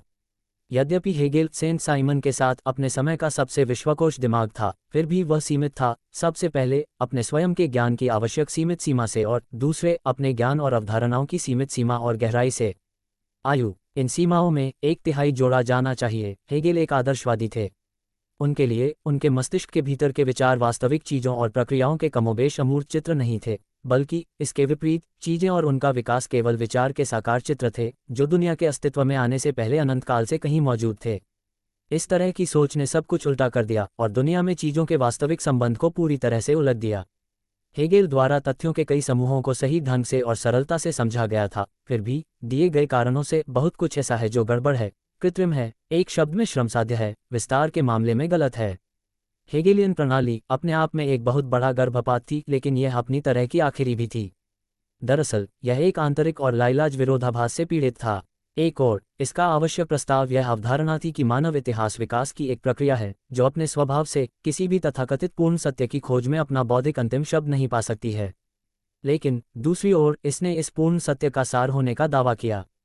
प्राकृतिक और ऐतिहासिक ज्ञान की एक प्रणाली जो हर चीज़ को अपनाती है और सभी समय के लिए अंतिम है, द्वंद्वात्मक तर्क के मौलिक नियम के विपरीत है। ये कानून वास्तव में किसी भी तरह से बाहर नहीं करता है, बल्कि इसके विपरीत इस विचार को शामिल करता है कि बाहरी ब्रह्मांड का व्यवस्थित ज्ञान युग दर युग बड़ी प्रगति कर सकता है। जर्मन आदर्शवाद में मूलभूत विरोधाभास की धारणा आवश्यक रूप से भौतिकवाद की ओर ले गई, लेकिन नोटा बेने 18वीं शताब्दी के केवल आध्यात्मिक, विशेष रूप से यांत्रिक भौतिकवाद की ओर नहीं। पुराने भौतिकवाद ने पिछले सभी इतिहास को अतार्किकता और हिंसा के कच्चे ढेर के रूप में देखा। आधुनिक भौतिकवाद इसमें मानवता के विकास की प्रक्रिया को देखता है और उसका लक्ष्य उसके नियमों की खोज करना है। 18वीं शताब्दी के फ्रांसीसी और यहाँ तक कि हेगेल के साथ भी संपूर्ण प्रकृति की अवधारणा संकीर्ण दायरे में घूमती हुई और हमेशा के लिए अपरिवर्तनीय अपने शाश्वत खगोलीय पिंडों के साथ न्यूटन के रूप में और अपरिवर्तित कार्बनिक प्रजातियों के साथ लिनियस के रूप में सिखाई गई। आधुनिक भौतिकवाद प्राकृतिक विज्ञान की नवीनतम खोजों को अपनाता है, जिसके अनुसार प्रकृति का भी समय में अपना इतिहास है, जैविक प्रजातियों की तरह आकाशीय पिंड जो अनुकूल परिस्थितियों में पैदा होते हैं और नष्ट हो जाते हैं। और भले ही प्रकृति समग्र रूप से अभी भी आवर्ती चक्रों में चलती है, ये चक्र असीम रूप से बड़े आयाम ग्रहण करते हैं। दोनों पहलुओं में आधुनिक भौतिकवाद अनिवार्य रूप से द्वंद्वात्मक है और अब उस प्रकार के दर्शन की सहायता की आवश्यकता नहीं है जो रानी की तरह विज्ञान की शेष भीड़ पर शासन करने का दिखावा करता है। जैसे ही प्रत्येक विशेष विज्ञान चीज़ों की महान समग्रता और चीज़ों के बारे में हमारे ज्ञान में अपनी स्थिति स्पष्ट करने के लिए बाध्य होता है, इस समग्रता से निपटने वाला एक विशेष विज्ञान अनावश्यक या अनावश्यक होता है। पहले के सभी दर्शनों में से जो अभी भी जीवित है वह विचार का विज्ञान और उसका नियम है औपचारिक तर्क और द्वंद्वात्मकता। बाकी सब कुछ प्रकृति और इतिहास के सकारात्मक विज्ञान में समाहित है। हालांकि प्रकृति की अवधारणा में क्रांति केवल अनुसंधान द्वारा प्रस्तुत संबंधित सकारात्मक सामग्रियों के अनुपात में ही की जा सकती थी। पहले ही कुछ ऐतिहासिक तथ्य सामने आ चुके थे जिसके कारण इतिहास की अवधारणा में निर्णायक बदलाव आया। 1831 में ल्योंस में श्रमिक वर्ग का पहला विद्रोह हुआ। 1838 और 1842 के बीच पहला राष्ट्रीय श्रमिक वर्ग आंदोलन अंग्रेजी चार्टिस्टों का अपने चरम पर पहुंच गया। सर्वहारा और पूंजीपति वर्ग के बीच वर्ग संघर्ष यूरोप के सबसे उन्नत देशों के इतिहास में सामने आया, एक और आधुनिक उद्योग के विकास के अनुपात में, दूसरी ओर नवर्जित राजनीतिक वर्चस्व के अनुपात में। पूंजीपति वर्ग तथ्यों ने पूंजी और श्रम के हितों की पहचान, सार्वभौमिक सद्भाव और सार्वभौमिक समृद्धि के बारे में बुर्जुआ अर्थव्यवस्था की शिक्षाओं को और अधिक दृढ़ता से झूठ बोल दिया जो बेलगाम प्रतिस्पर्धा का परिणाम होगा। इन सभी चीज़ों को अब नज़रअंदाज नहीं किया जा सकता था, फ्रांसीसी और अंग्रेजी समाजवाद से ज़्यादा, जो उनकी सैद्धांतिक हालांकि बहुत अपूर्ण अभिव्यक्ति थी। लेकिन इतिहास की पुरानी आदर्शवादी अवधारणा जो अभी तक खंडित नहीं हुई थी, आर्थिक हितों पर आधारित वर्ग संघर्षों के बारे में कुछ नहीं जानती थी, आर्थिक हितों के बारे में कुछ नहीं जानती थी। उत्पादन और उसमें मौजूद सभी आर्थिक संबंध सभ्यता के इतिहास में केवल आकस्मिक अधीनस्थ तत्वों के रूप में सामने आए। नए तथ्यों ने सभी पिछले इतिहास की एक नई परीक्षा को अनिवार्य बना दिया। तब ये देखा गया कि पिछला इतिहास अपने आदिम चरणों को छोड़कर वर्ग संघर्षों का इतिहास था। समाज के ये युद्धरत वर्ग हमेशा उत्पादन और विनिमय के तरीकों के उत्पाद होते हैं। एक शब्द में, अपने समय की आर्थिक स्थितियों के समाज की आर्थिक संरचना हमेशा वास्तविक आधार प्रदान करती है, जिसके आधार पर हम न्यायिक और राजनीतिक संस्थानों के साथ साथ किसी दिए गए ऐतिहासिक काल के धार्मिक, दार्शनिक और अन्य विचारों की संपूर्ण अधिरचना की अंतिम व्याख्या कर सकते हैं। हेगेल ने इतिहास को तत्वमीमांसा से मुक्त किया है। उन्होंने इसे द्वंद्वात्मक बनाया है, लेकिन इतिहास के बारे में उनकी अवधारणा मूलतः आदर्शवादी थी। लेकिन अब आदर्शवाद को उसके अंतिम आश्रय इतिहास के दर्शन से हटा दिया गया था। अब इतिहास का एक भौतिकवादी उपचार प्रतिपादित किया गया और मनुष्य के जानने को उसके अस्तित्व से समझाने की एक विधि खोजी गई, न कि पहले की तरह उसके अस्तित्व को उसके जानने से। उस समय से समाजवाद अब इस या उस प्रतिभाशाली मस्तिष्क की आकस्मिक खोज नहीं रह गया था, बल्कि दो ऐतिहासिक रूप से विकसित वर्गों, सर्वहारा और पूंजीपति वर्ग के बीच संघर्ष का आवश्यक परिणाम था। इसका कार्य अब समाज की यथासंभव परिपूर्ण प्रणाली का निर्माण करना नहीं था, बल्कि उन घटनाओं के ऐतिहासिक आर्थिक उत्तराधिकार की जांच करना था जिनसे इन वर्गों और उनकी शत्रुता की आवश्यकता उत्पन्न हुई थी, और इस प्रकार आर्थिक स्थितियों में खोज करने के साधन तैयार किए गए थे। संघर्ष को समाप्त करना। लेकिन पहले के दिनों का समाजवाद इस भौतिकवादी अवधारणा के साथ उतना ही असंगत था जितना कि फ्रांसीसी भौतिकवादियों की प्रकृति की अवधारणा द्वंद्वात्मकता और आधुनिक प्राकृतिक विज्ञान के साथ थी। पहले के समाजवाद ने निश्चित रूप से मौजूदा पूंजीवादी उत्पादन प्रणाली और उसके परिणामों की आलोचना की, लेकिन यह उन्हें समझा नहीं सका और इसलिए उन पर महारत हासिल नहीं कर सका। ये केवल उन्हें बुरा कहकर अस्वीकार कर सकता है। इस पहले के समाजवाद ने पूंजीवाद के तहत अपरिहार्य मजदूर वर्ग के शोषण की जितनी अधिक दृढ़ता से निंदा की, उतना ही कम ये स्पष्ट रूप से दिखाने में सक्षम था कि इस शोषण में क्या शामिल है और यह कैसे उत्पन्न हुआ। लेकिन इसके लिए यह आवश्यक था उत्पादन की पूंजीवादी पद्धति को उसके ऐतिहासिक संबंध और एक विशेष ऐतिहासिक काल के दौरान उसकी अपरिहार्यता के साथ प्रस्तुत करना, और इसलिए उसके अपरिहार्य पतन को भी प्रस्तुत करना और इसके आवश्यक चरित्र को उजागर करना, जो अभी भी एक रहस्य था। यह अधिशेष मूल्य की खोज द्वारा किया गया था। ये दिखाया गया कि अवैतनिक श्रम का विनियोग पूंजीवादी उत्पादन प्रणाली और इसके तहत होने वाले श्रमिक के शोषण का आधार है। भले ही पूंजीपति अपने मजदूर की श्रम शक्ति को बाजार में एक वस्तु के रूप में उसके पूरे मूल्य पर खरीदता है, फिर भी वह उससे जितना मूल्य चुकाता है उससे अधिक मूल्य निकालता है, और अंतिम विश्लेषण में यह अधिशेष मूल्य के उन योगों का निर्माण करता है जिनसे पूंजी के स्वामी वर्गों के हाथों में लगातार बढ़ती हुई पूंजी जमा होती है। पूंजीवादी उत्पादन की उत्पत्ति और पूंजी के उत्पादन दोनों की व्याख्या की गई। ये दो महान खोजें, इतिहास की भौतिकवादी अवधारणा और अधिशेष मूल्य के माध्यम से पूंजीवादी उत्पादन के रहस्य का रहस्योद्घाटन, हम मार्क्स के कारण हैं। इन खोजों के साथ समाजवाद एक विज्ञान बन गया। अगली बात इसके सभी विवरणों और संबंधों पर काम करना था। ऐतिहासिक भौतिकवाद। इतिहास की भौतिकवादी अवधारणा इस प्रस्ताव से शुरू होती है कि मानव जीवन का समर्थन करने के लिए साधनों का उत्पादन और उत्पादन के बाद उत्पादित चीजों का आदान प्रदान सभी सामाजिक संरचना का आधार है। इतिहास में दिखाई देने वाले प्रत्येक समाज में जिस तरह से धन वितरित किया जाता है और समाज को वर्गों या आदेशों में विभाजित किया जाता है, वह इस बात पर निर्भर करता है कि क्या उत्पादित किया जाता है, कैसे उत्पादन किया जाता है और उत्पादों का आदान प्रदान कैसे किया जाता है। इस दृष्टिकोण से सभी सामाजिक परिवर्तनों और राजनीतिक क्रांतियों के अंतिम कारणों को मनुष्यों के मस्तिष्क में नहीं, शाश्वत सत्य और न्याय के बारे में मनुष्यों की बेहतर अंतर्दृष्टि में नहीं, बल्कि उत्पादन और विनिमय के तरीकों में बदलाव में खोजा जाना चाहिए। उन्हें दर्शन में नहीं, बल्कि प्रत्येक विशेष युग के अर्थशास्त्र में खोजा जाना चाहिए। ये धारणा बढ़ती जा रही है कि मौजूदा सामाजिक संस्थाएं अनुचित और अन्यायपूर्ण हैं। कारण अनुचित हो गया है और सही गलत हो गया है केवल इस बात का प्रमाण है कि उत्पादन और विनिमय के तरीकों में चुपचाप परिवर्तन हुए हैं, जिसके साथ सामाजिक व्यवस्था पहले से अनुकूलित हो गई है। आर्थिक स्थितियां अब अनुकूल नहीं हैं। इससे ये भी पता चलता है कि जो विसंगतियां प्रकाश में लाई गई हैं, उनसे छुटकारा पाने के साधन भी कमोबेश विकसित स्थिति में उत्पादन की बदली हुई पद्धतियों के भीतर ही मौजूद होने चाहिए। इन साधनों का आविष्कार मौलिक सिद्धांतों से कटौती करके नहीं किया जाना है, बल्कि उत्पादन की मौजूदा प्रणाली के जिद्दी तथ्यों में खोजा जाना है। तो फिर इस संबंध में आधुनिक समाजवाद की स्थिति क्या है?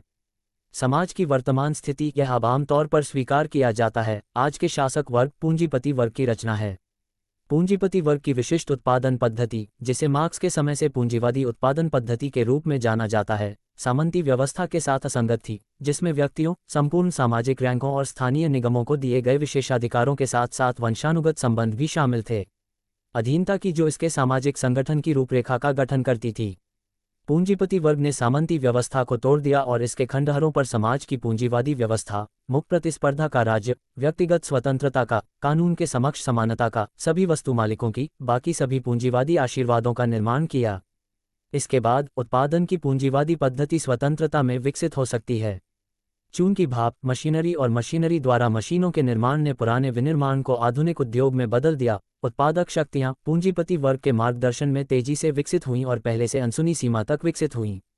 लेकिन जिस तरह पुराने निर्माण अपने समय में और हस्तशिल्प उसके प्रभाव में अधिक विकसित होते हुए गिल्ड के सामंती ट्रेमेल के साथ टकराव में आ गए थे, उसी तरह अब आधुनिक उद्योग अपने पूर्ण विकास में भीतर की सीमाओं के साथ टकराव में आ गया है, जिसे पूंजीवादी उत्पादन प्रणाली सीमित रखती है। नई उत्पादक शक्तियां पहले ही अपने उपयोग की पूंजीवादी पद्धति से आगे निकल चुकी हैं, और उत्पादक शक्तियों और उत्पादन के तरीकों के बीच ये संघर्ष मनुष्य के मन में पैदा हुआ संघर्ष नहीं है, जैसा कि मूल पाप और दैवीय न्याय के बीच है।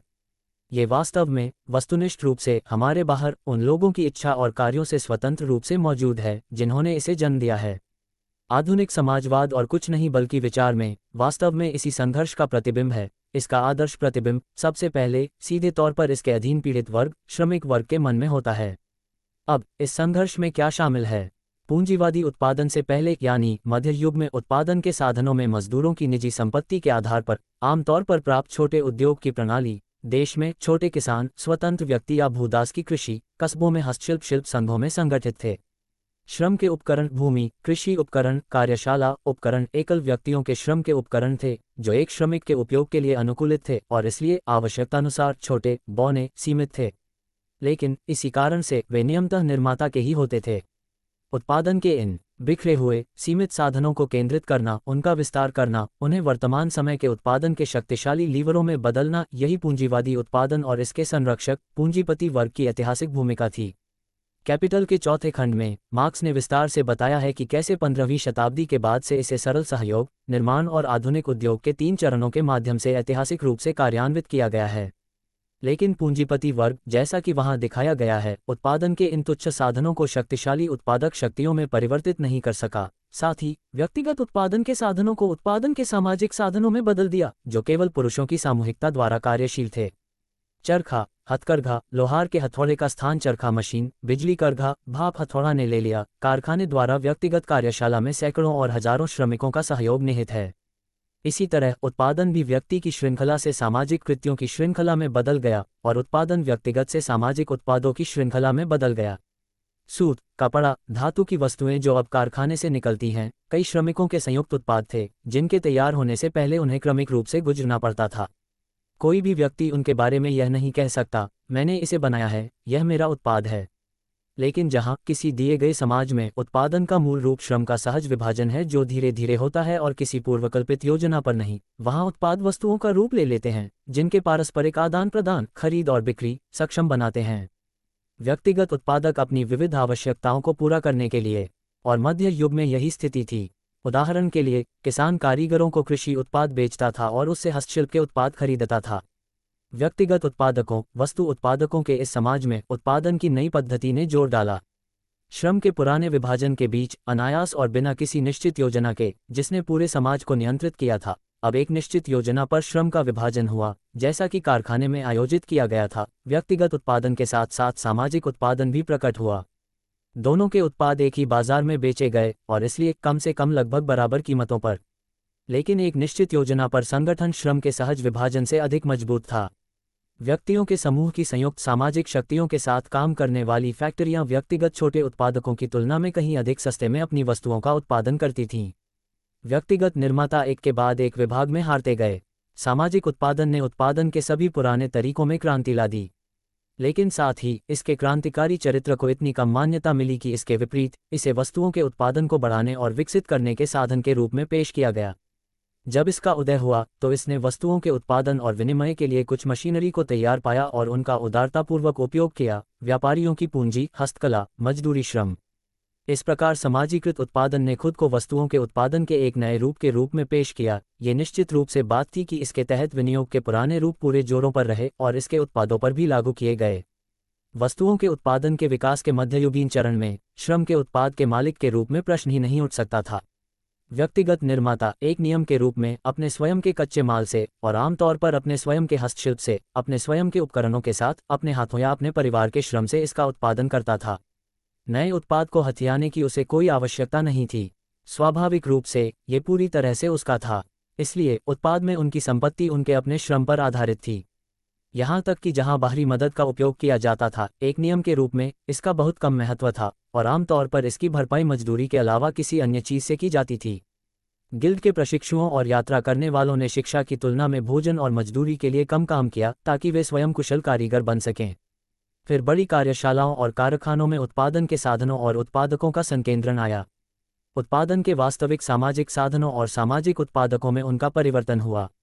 लेकिन इस बदलाव के बाद भी समाजीकृत उत्पादकों और उत्पादन के साधनों और उनके उत्पादों के साथ वैसा ही व्यवहार किया गया जैसा पहले किया जाता था, यानी उत्पादन के साधन और व्यक्तियों के उत्पादों के रूप में। अब तक श्रम के उपकरणों का मालिक स्वयं उत्पाद का विनियोग करता था, क्योंकि एक नियम के रूप में यह उसका अपना उत्पाद था और दूसरों की सहायता अपवाद थी। अब श्रम के उपकरणों का मालिक हमेशा उत्पाद को अपने लिए विनियोजित करता था, हालांकि अब यह उसका उत्पाद नहीं था बल्कि विशेष रूप से दूसरों के श्रम का उत्पाद था। इस प्रकार अब सामाजिक रूप से उत्पादित उत्पादों को उन लोगों द्वारा विनियोजित नहीं किया गया जिन्होंने वास्तव में उत्पादन के साधनों को गति दी थी और वास्तव में वस्तुओं का उत्पादन किया था, बल्कि पूंजीपतियों द्वारा किया गया था। उत्पादन के साधन और स्वयं उत्पादन मूलतः सामाजिक हो गए थे, लेकिन उन्हें एक प्रकार के विनियोग के अधीन किया गया था जिसमें व्यक्तियों के निजी उत्पादन को शामिल किया गया था, जिसके तहत प्रत्येक व्यक्ति अपने स्वयं के उत्पाद का मालिक होता है और इसे बाजार में लाता है। उत्पादन का तरीका विनियोग के इस रूप के अधीन है, हालांकि यह उन शर्तों को समाप्त कर देता है जिन पर उत्तरार्ध निर्भर करता है। यह विरोधाभास जो उत्पादन की नई पद्धति को उसका पूंजीवादी चरित्र प्रदान करता है, में आज के संपूर्ण सामाजिक विरोधों के बीच समाहित हैं। उत्पादन के सभी महत्वपूर्ण क्षेत्रों और सभी विनिर्माण देशों में उत्पादन के नए तरीके द्वारा जितनी अधिक महारत हासिल की गई, उतना ही अधिक इसने व्यक्तिगत उत्पादन को एक महत्वहीन अवशेष में कम कर दिया और अधिक स्पष्ट रूप से पूंजीवादी विनियोग के साथ सामाजिक उत्पादन की असंगति को सामने लाया गया। जैसा कि हमने कहा है, पहले पूंजीपतियों को बाजार में श्रम के अन्य रूपों के साथ साथ मजदूरी श्रम भी उनके लिए तैयार मिला, लेकिन यह असाधारण, पूरक, सहायक, क्षणभंगुर मजदूरी श्रम था। खेतिहर मजदूर हालांकि कभी कभार खुद को दिन भर के लिए काम पर लगा लेता था, उसके पास अपनी खुद की कुछ एकड़ जमीन होती थी जिस पर वह हर हाल में आसानी से गुजर बसर कर सकता था। श्रेणियां इतनी संगठित थीं कि आज का यात्राकर्ता कल का स्वामी बन गया। लेकिन जैसे ही उत्पादन के साधनों का समाजीकरण हो गया और वे पूंजीपतियों के हाथों में केंद्रित हो गए, ये सब बदल गया। व्यक्तिगत उत्पादक के उत्पादन के साधन, साथ ही उत्पाद, अधिक से अधिक बेकार हो गए। मजदूर को पूंजीपति के अधीन करने के अलावा उसके पास कुछ भी नहीं बचा था। मजदूरी श्रम जो पहले अपवाद और सहायक था, अब सभी उत्पादन का नियम और आधार बन गया। पहले पूरक, अब ये कार्यकर्ता का एकमात्र शेष कार्य बन गया। कुछ समय के लिए मजदूरी करने वाला जीवन भर के लिए मजदूरी करने वाला बन गया। इन स्थायी लोगों की संख्या एक ही समय में हुई सामंती व्यवस्था के टूटने, सामंती प्रभुओं के अनुचरों के विघटन, किसानों को उनके घरों से बेदखल करने आदि के कारण बहुत अधिक बढ़ गई थी। अलगाव था यह एक और पूंजीपतियों के हाथों में केंद्रित उत्पादन के साधनों और दूसरी ओर उत्पादकों के हाथों में, जिनके पास अपनी श्रम शक्ति के अलावा कुछ भी नहीं है, के बीच पूर्ण हुआ। सामाजिक उत्पादन और पूंजीवादी विनियोग के बीच विरोधाभास सर्वहारा और पूंजीपति वर्ग के विरोध के रूप में प्रकट हुआ। हमने देखा है कि पूंजीवादी उत्पादन प्रणाली ने वस्तु उत्पादकों, व्यक्तिगत उत्पादकों के समाज में अपना रास्ता बना लिया है, जिनका सामाजिक बंधन उनके उत्पादों का आदान प्रदान था। लेकिन वस्तुओं के उत्पादन पर आधारित प्रत्येक समाज की यह विशेषता होती है कि उत्पादकों ने अपने स्वयं के सामाजिक अंतर संबंधों पर नियंत्रण खो दिया है। प्रत्येक मनुष्य अपने लिए उत्पादन के ऐसे साधनों से उत्पादन करता है जो उसके पास हो सकते हैं, और ऐसे विनिमय के लिए जिसकी उसे अपनी शेष आवश्यकताओं को पूरा करने के लिए आवश्यकता हो सकती है। कोई नहीं जानता कि उसका कितना विशेष लेख बाजार में आ रहा है, नहीं उसमें से कितने की आवश्यकता होगी। कोई नहीं जानता कि उसका व्यक्तिगत उत्पाद वास्तविक मांग को पूरा करेगा या नहीं, क्या वह अपनी उत्पादन लागत को पूरा करने में सक्षम होगा या यहाँ तक कि अपनी वस्तु को बेचने में भी सक्षम होगा। सामाजिक उत्पादन में अराजकता का बोलबाला है, लेकिन उत्पादन के हर अन्य रूप की तरह वस्तुओं के उत्पादन में भी अजीब, अंतर्निहित कानून होते हैं जो इससे अविभाज्य होते हैं, और ये कानून अराजकता के बावजूद, अराजकता के दौरान और अराजकता के माध्यम से काम करते हैं। वे खुद को सामाजिक अंतर संबंधों के एकमात्र निरंतर रूप में प्रकट करते हैं, अर्थात विनिमय में, और यहाँ वे प्रतिस्पर्धा के अनिवार्य कानूनों के रूप में व्यक्तिगत उत्पादकों को प्रभावित करते हैं। वे सबसे पहले इन उत्पादकों के लिए अज्ञात हैं और उन्हें धीरे धीरे और अनुभव के परिणाम के रूप में खोजा जाना है। इसलिए वे उत्पादकों से स्वतंत्र रूप से और उनके विरोध में उत्पादन के अपने विशेष रूप के कठोर प्राकृतिक नियमों के रूप में काम करते हैं। उत्पाद उत्पादकों को नियंत्रित करता है। मध्यकालीन समाज में, विशेष रूप से पिछली शताब्दियों में, उत्पादन अनिवार्य रूप से व्यक्ति की जरूरतों को पूरा करने की ओर निर्देशित था। यह मुख्य रूप से केवल निर्माता और उसके परिवार की इच्छाओं को संतुष्ट करता था। जहां व्यक्तिगत निर्भरता के संबंध मौजूद थे, जैसे कि देश में, इससे सामंती स्वामी की इच्छाओं को पूरा करने में भी मदद मिलती थी।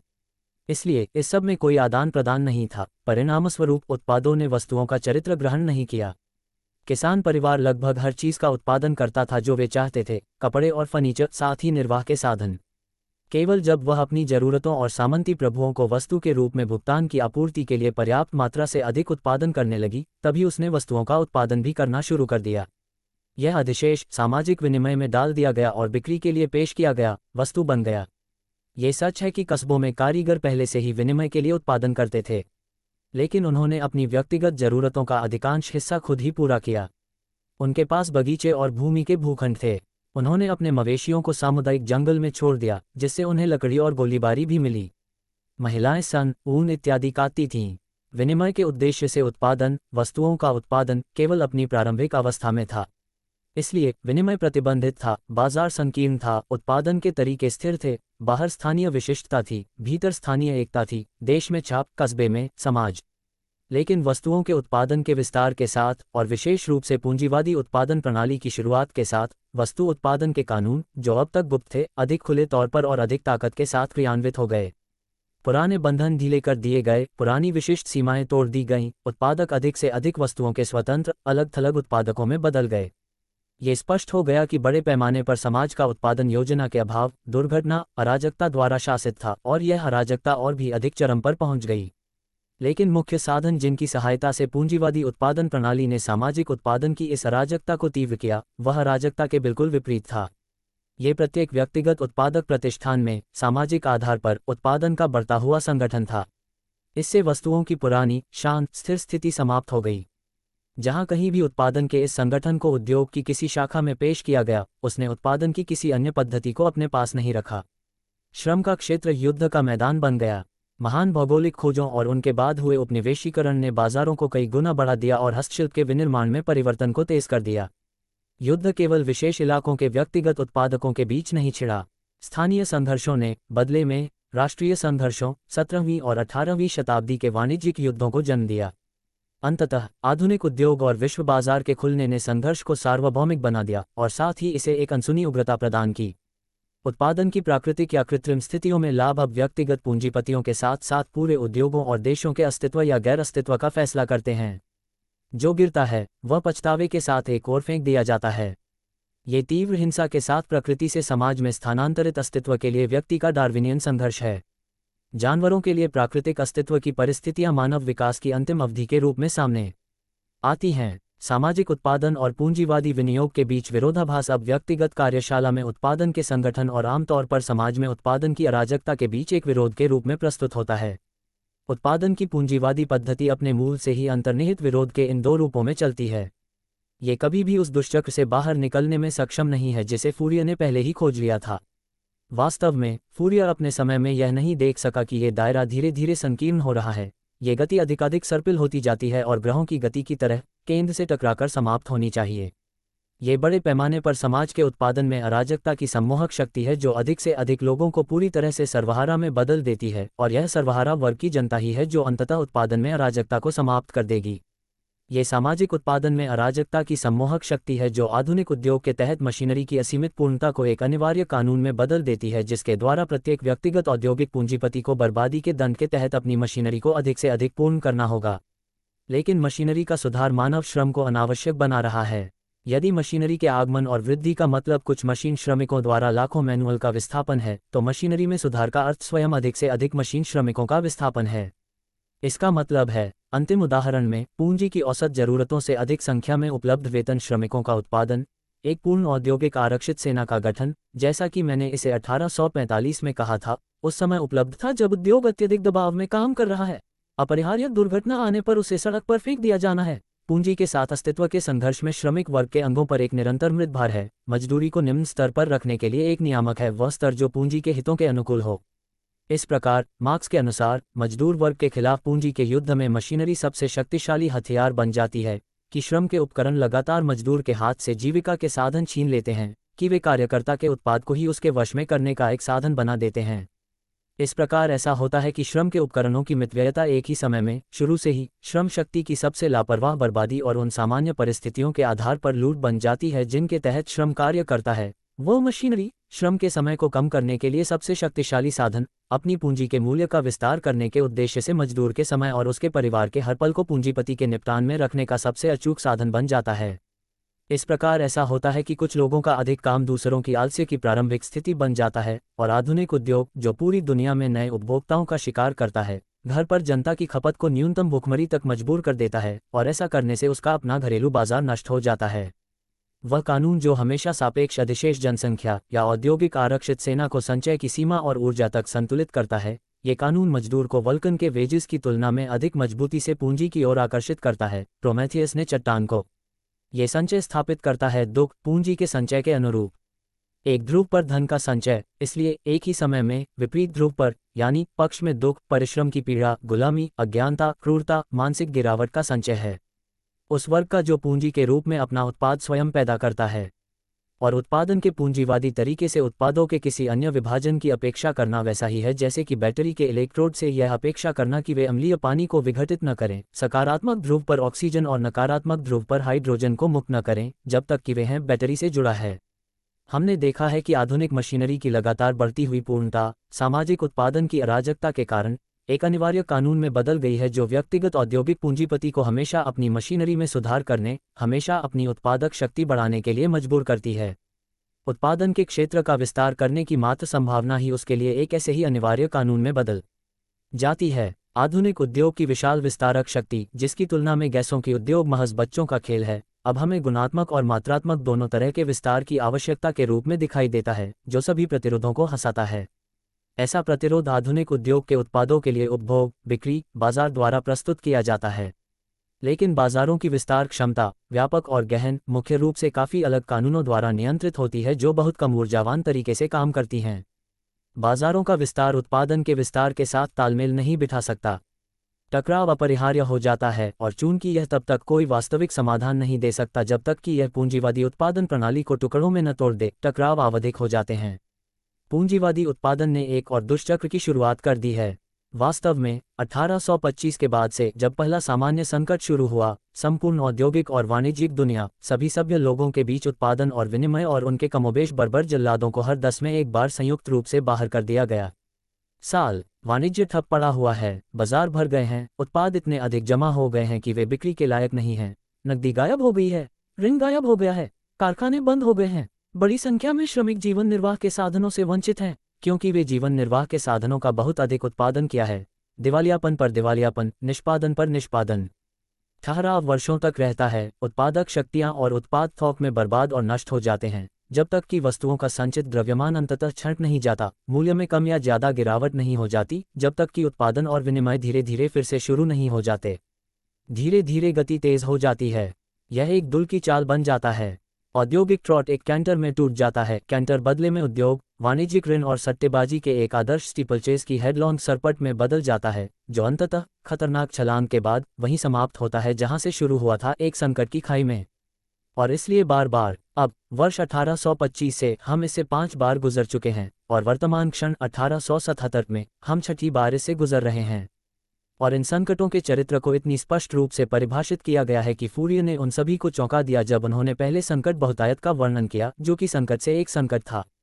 इन संकटों में सामाजिक उत्पादन और पूंजीवादी विनियोग के बीच विरोधाभास एक हिंसक विस्फोट में समाप्त होता है। वस्तुओं का प्रचलन फिलहाल रुका हुआ है, पैसा संचलन का साधन संचलन में बाधा बन जाता है। वस्तुओं के उत्पादन और वितरण के सारे नियम उलटपुलट हो गए हैं। आर्थिक टकराव अपने चरम पर पहुंच गया है।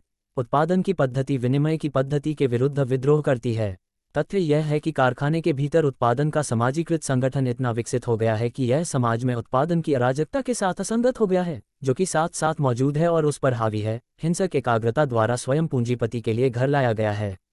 पूंजी जो संकट के दौरान उत्पन्न होती है, कई बड़े और उससे भी अधिक संख्या में छोटे पूंजीपतियों के विनाश के माध्यम से। पूंजीवादी उत्पादन प्रणाली का पूरा तंत्र उत्पादक शक्तियों अपनी ही रचनाओं के दबाव में टूट जाता है। वह अब उत्पादन के इतने सारे साधनों को पूंजी में बदलने में सक्षम नहीं है। वे पड़ती पड़े रहते हैं और इसी कारण से औद्योगिक आरक्षित सेना को भी पड़ती पड़ी रहनी चाहिए। उत्पादन के साधन, निर्वाह के साधन, उपलब्ध श्रमिक, उत्पादन और सामान्य धन के सभी तत्व प्रचुर मात्रा में मौजूद हैं। लेकिन बहुतायत संकट और अभाव का स्रोत बन जाती है, क्योंकि यही वह चीज़ है जो उत्पादन और निर्वाह के साधनों को पूंजी में बदलने से रोकती है। पूंजीवादी समाज में उत्पादन के साधन केवल तभी कार्य कर सकते हैं जब वे पूंजी में मानव श्रम शक्ति के शोषण के साधन में प्रारंभिक परिवर्तन से गुजर चुके हों। उत्पादन और निर्वाह के साधनों को पूंजी में बदलने की आवश्यकता इनके और श्रमिकों के बीच एक भूत की तरह खड़ी है। यह अकेले ही उत्पादन के भौतिक और व्यक्तिगत उत्तोलकों को एक साथ आने से रोकता है। यह अकेले उत्पादन के साधनों को काम करने, श्रमिकों को काम करने और जीने से रोकता है। इसलिए एक और पूंजीवादी उत्पादन प्रणाली इन उत्पादक शक्तियों को आगे निर्देशित करने में अपनी असमर्थता के लिए दोषी ठहराई जाती है। दूसरी ओर ये उत्पादक शक्तियां स्वयं बढ़ती ऊर्जा के साथ मौजूदा विरोधाभास को दूर करने, पूंजी के रूप में अपनी गुणवत्ता को समाप्त करने, सामाजिक उत्पादन शक्तियों के रूप में अपने चरित्र की व्यवहारिक मान्यता के लिए आगे बढ़ती हैं। उत्पादक शक्तियों का यह विद्रोह, जैसे जैसे वे पूंजी के रूप में अपनी गुणवत्ता के विरुद्ध अधिक से अधिक शक्तिशाली होते जाते हैं, यह मजबूत और मजबूत आदेश की उनके सामाजिक चरित्र को मान्यता दी जाएगी। पूंजी वर्ग को ही उनके साथ सामाजिक उत्पादक शक्तियों के रूप में अधिक से अधिक व्यवहार करने के लिए मजबूर करता है, जहां तक पूंजीवादी परिस्थितियों में यह संभव है।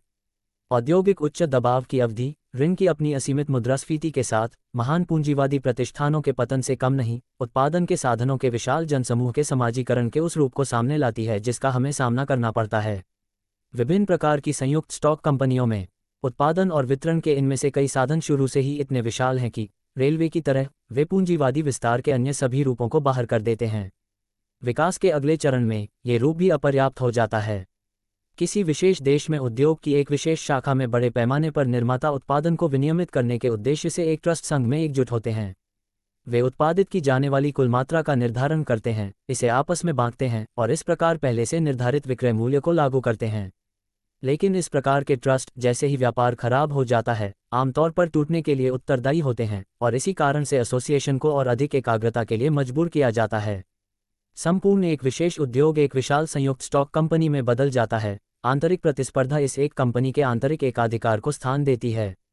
यह 1890 में अंग्रेजी क्षार उत्पादन के साथ हुआ है, जो अब 48 बड़े कार्यों के विलय के बाद एक कंपनी के हाथों में है, एक ही योजना पर संचालित होता है और 6000 पाउंड की पूंजी के साथ। ट्रस्टों में प्रतिस्पर्धा की स्वतंत्रता बिल्कुल विपरीत में बदल जाती है। एकाधिकार में और पूंजीवादी समाज की किसी निश्चित योजना के बिना उत्पादन आक्रमणकारी समाजवादी समाज की एक निश्चित योजना के अनुसार उत्पादन के सामने समर्पण कर देता है। निश्चित रूप से यह अब तक पूंजीपतियों के लाभ और लाभ के लिए ही है, लेकिन इस मामले में शोषण इतना स्पष्ट है कि इसे तोड़ना ही होगा। कोई भी राष्ट्र ट्रस्टों द्वारा संचालित उत्पादन को बर्दाश्त नहीं करेगा जिसमें लाभांश मांगने वालों के एक छोटे समूह द्वारा समुदाय का इतना खुलेआम शोषण किया जाएगा। किसी भी स्थिति में ट्रस्ट के साथ या उसके बिना पूंजीवादी समाज के आधिकारिक प्रतिनिधि राज्य को अंततः उत्पादन की दिशा अपनानी होगी। राज्य संपत्ति में रूपांतरण की यह आवश्यकता सबसे पहले संचार और संचार के महान संस्थानों, डाकघर, टेलीग्राफ, रेलवे में महसूस की जाती है। यदि संकट किसी भी आधुनिक उत्पादक शक्तियों के प्रबंधन के लिए पूंजीपति वर्ग की अक्षमता को प्रदर्शित करता है, तो उत्पादन और वितरण के लिए महान प्रतिष्ठानों का संयुक्त स्टॉक कंपनियों, ट्रस्टों और राज्य संपत्ति में परिवर्तन दर्शाता है कि पूंजीपति उस उद्देश्य के लिए कितने अनावश्यक हैं। पूंजीपति के सभी सामाजिक कार्यों का लाभांश जेब में डालने, कूपन फाड़ने और स्टॉक एक्सचेंज पर जुआ खेलने से बढ़कर कोई सामाजिक कार्य नहीं है, जहां विभिन्न पूंजीपति एक दूसरे की पूंजी लूट लेते हैं।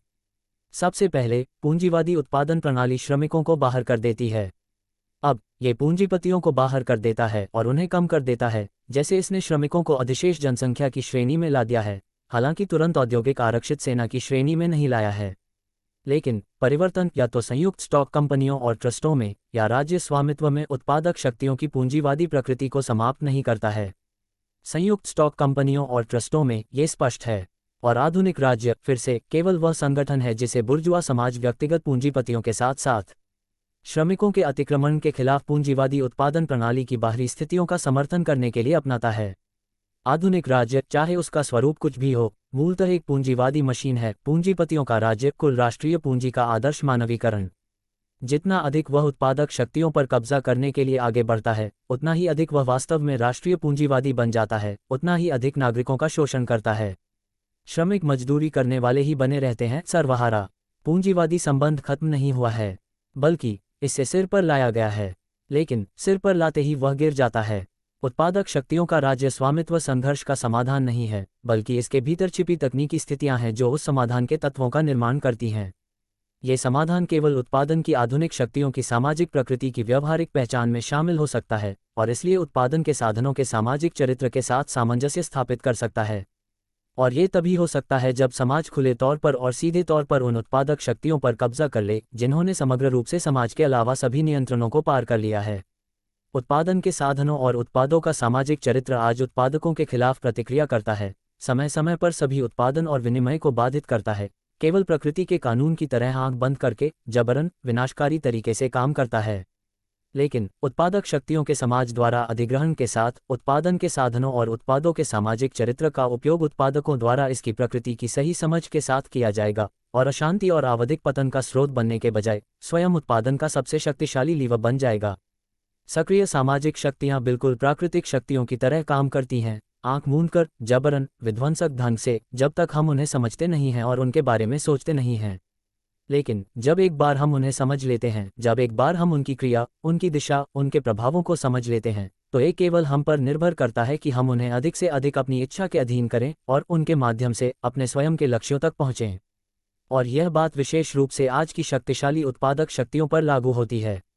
जब तक हम हठपूर्वक कार्रवाई के इन सामाजिक साधनों की प्रकृति और चरित्र को समझने से इनकार करते हैं और यह समझ पूंजीवादी उत्पादन प्रणाली और उसके रक्षकों के खिलाफ जाती है, तब तक ये ताकतें हमारे बावजूद काम कर रही हैं, हमारे विरोध में, जब तक वे हम पर कब्जा कर लेते हैं, जैसा कि हमने ऊपर विस्तार से दिखाया है।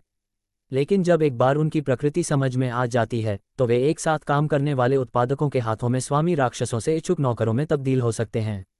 अंतर उतना ही है जितना कि तूफान में बिजली की विनाशकारी शक्ति और टेलीग्राफ और वोल्टाइक आग में कमांड के तहत बिजली के बीच मनुष्य की सेवा में काम करने वाली आग और आग के बीच अंतर।